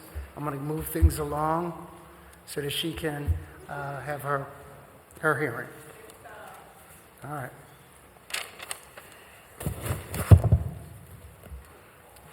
Good afternoon, everyone. Good afternoon. Good afternoon. All right. Your last but not least, please begin. Yes, sir. My name is Pat Christmas. I'm the policy director for the Committee of 70. It is good to be back in this chamber speaking officially. It's a much shorter trip than it is to the state capitol. So look forward to coming back a good bit more. So I'm very happy to be here this afternoon speaking to the Chamber's Neighborhood Growth Project, and specifically its good government pillar, putting people first in City Hall. And I just want to have two quick messages as we close things out with this hearing. The first is that despite the city's long-held reputation, corrupt and contented, I think it has to be pointed out that we have made tremendous strides forward over the past 15 years in particular. And this doesn't get called out enough. There was as we all know, a very high-profile scandal in the executive branch a number of years ago, but on the heels of that, in the years following, this body put in place a whole series of reforms that have put us altogether in the vanguard of public integrity laws in this country. Campaign contribution limits, pay-to-play rules, new lobbying registration and disclosure framework, gift restriction most recently, and then of course an independent and properly resourced board of ethics to enforce a lot of this stuff. So I think that just has to be pointed out first because it doesn't get called out enough. Second message, as you'd expect, is there's a lot more left to do, and 70 supports the specific agenda items in the Chamber's pillar. As well as a number of other items that we've shared previously with council and mayoral candidates as far as ethics reform go. But I wanted to flag today just three other things that we should keep on our radar. The first of which is actually that, speaking of reform, this council just passed another bout of reform around land use. It was a good piece of legislation, a complicated piece of legislation for a very complicated system, which 70 supported. Our take, though, is that we suspect there will be more adjustments to be made. This is especially given what we're talking about today, as the city grows, that growth can be, in some ways, a double-edged sword, and we have to be very, very careful about how we're dealing with our publicly owned land. So while the reform this body passed was good, we suspect there will be more to do, and I just want to make sure we keep all of us keep that on our radar. Next is that there have been historic levels of advocacy around redistricting reform at the state level. It's I think unlike anything the state has ever seen. I think there's still a chance that we reform our congressional redistricting process in particular. The state legislative boundaries will be kind of tougher to get at. But with all this attention on the redistricting process and gerrymandering at the state level, there's actually been very little conversation yet about our 10 council districts. As you folks know, we'll be redrawing those in 2021 as soon as the census data is available. So, we would just like to flag the fact that, whether there is new process enshrined in the charter, and or, some sort of citywide civic engagement project that brings people directly into that process, that's going to be a really pivotal thing for the city and for our city residents, especially, again, as we are growing and people are moving around the city of Philadelphia. The last thing is this. Bless you. The last thing is this, and I'm raising an issue that actually this body does not have direct control over, and that's the way our elections work. So there was, as also I'm sure we are aware of, a very, very significant reform package passed in Harrisburg, makes changes to our election code that we haven't seen since the 30s when that code was written. But the voting procedures we have are just one part of this. The rules by which we actually run elections and determine winners and put people in public office is another piece. And so, 70 for some time has been pushing open primaries at the state level, but there's a little bit more conversation around nonpartisan municipal elections and ranked choice voting. New York City, there's another huge thing that didn't really get that much attention. New York City will have just that, nonpartisan elections and ranked choice voting for their city elections going forward. So, I flag this not that this reform is coming at us quickly and fast at the state level, but I think it's going to be a growing conversation. And of course, you folks who may well be a part of these changes if they come to fruition in years down the line, you should absolutely be part of the conversation. So that's all I wanted to highlight today. As 70, as you know, has been around for an awful long time, and representative, ethical, and effective government, we don't push just for the sake of those characteristics. We think it's essential for trust in government, to maintain and create a space for a vibrant, growing local economy, which ultimately is all about making sure the quality of life of our Philadelphians is as high as possible. So thank you very much for your time this afternoon, and look forward to working with this body good more in the future. Thank you. Good afternoon. Good afternoon. Last but not least. Definitely not least. My name is Joan Waters, and I am CEO and primary owner of Kafka. We're a commercial furniture dealer located at 2200 North American Street.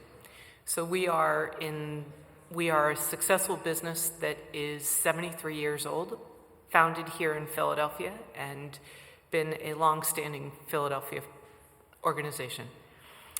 I also am excited and proud to be here to support the Neighborhood Growth Project. I think when we think about the city, and I think about the job that you gentlemen have, you are faced with dealing with so many important issues. Today, we've talked about education, opportunity, transportation, safety, helping those who need re-entry after incarceration, skilled workers, mold, healthcare, just to mention a couple. I run an office furniture company. Nothing compared to what you two both have to face, and council as a whole. But what I do deal with on a daily basis is the difficulty it is to compete with other office furniture companies outside of this region, outside of the city. When I compete on large jobs, which is a common occurrence, multi-million dollar jobs, we deal with a disadvantage when it comes to the tax code. We have to charge 8, where our competitors in the burbs charge 6. I understand that when I've discussed this in the past, I'm told it's a state issue. But in the end, I'm a city business. So in my mind, it is something that you have to deal with and help us with. When I look at the cost that we pay for water, it has gone up 400%, and I have the documentation to prove that, in the last 5 years. 400%. Our real estate tax has gone up 100%. It's doubled in the last 3 years. These are all real costs that it takes us to run our business. When it comes time to be competitive against other like companies that aren't city-based, it's making it very difficult. It makes it difficult to stay here in the city. We're in North Philadelphia. We are in the poorest zip code in the city. I have 96 employees. A large percentage of them help run my warehouse, deliver the furniture, install the furniture. Those are good, important jobs for people that live in that community. Without your help, we are going to be forced to look to leave the city to remain competitive. As I said, I think you have a lot of important issues to deal with, but helping businesses that are trying to compete on a daily basis with organizations that are outside of the city limits, I think remain as important as any others. Without your help, we can't continue to grow, we can't add jobs, and where we're located and what we're trying to do, that's at the heart of what the success of this city is about. Let me start by thanking you and telling you that you pay our salaries. Your job is harder than ours. Our job is made easier by you. For those 90 plus people that you employ, those are 90 people that aren't in a homeless shelter or on public assistance. So we appreciate what you do, and thank you for choosing Philadelphia, because you could have gone anywhere. High Point, North Carolina, to importing furniture from overseas in China. So we recognize the commitment you've also made to the city, and we want to work with you, and that's why the Councilperson Green actually had these hearings for people and hear from people like you who meet those challenges. We sit here in City Hall not knowing often the direct impact of what we do on you. So we appreciate that, and want to make sure that we don't kill the goose that laid the golden egg, if you would, and have you somewhere other than where you are in North Philadelphia. And I want to really, from my heart, thank you and put in perspective that we realize we work for you. having said that, before I turn it over, I remember working with Fred Voigt when I was a young man. I might have been 21 years old. We did a study of the election process of the city of Philadelphia, along with a young district attorney named Ed Rendell, at the time. And we worked to talk about reform from a different lens, from a community lens, from a lens that felt as though the then elections had been taken from us. So as I see you sitting there, it's like full circle, and appreciate what the Committee of 70 has done and continues to do. But as you raise some of the priorities for reform, I want to give equal balance and context to that, because every time you talk about redrawing the lines here, we want to do that. It's important to the 10 district council people here. In my last census, I lost 5,000 residents, and I had to figure out how to pick them up, and took some of them probably from Councilwoman Bass over there at 24th and Lehigh. She may be asking me to give them back in the near future. But I want you to be as zealous as advocating for fair counts in the census, because often poor people in those same neighborhoods are not fairly counted. So as we are asked to draw the lines fairly, we want you to fight for resources to be counted fairly.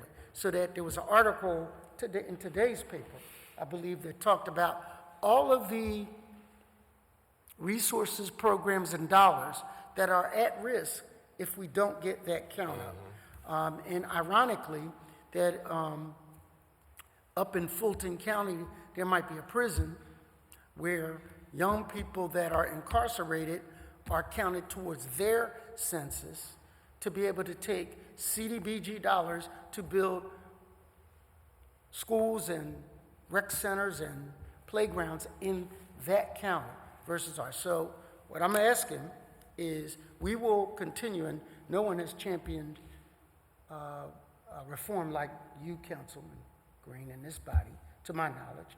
But I also want, conversely, for you to fight for the resources so we can be fairly counted. So where there's a yin, there's probably a yang, and we want the Committee of 70 on both sides of the issue. No, absolutely. I mean, the count that we're going to have in the coming months is an enormous deal, as you well know. And the prison gerrymandering that you just noted is highly problematic, unfair, unjust.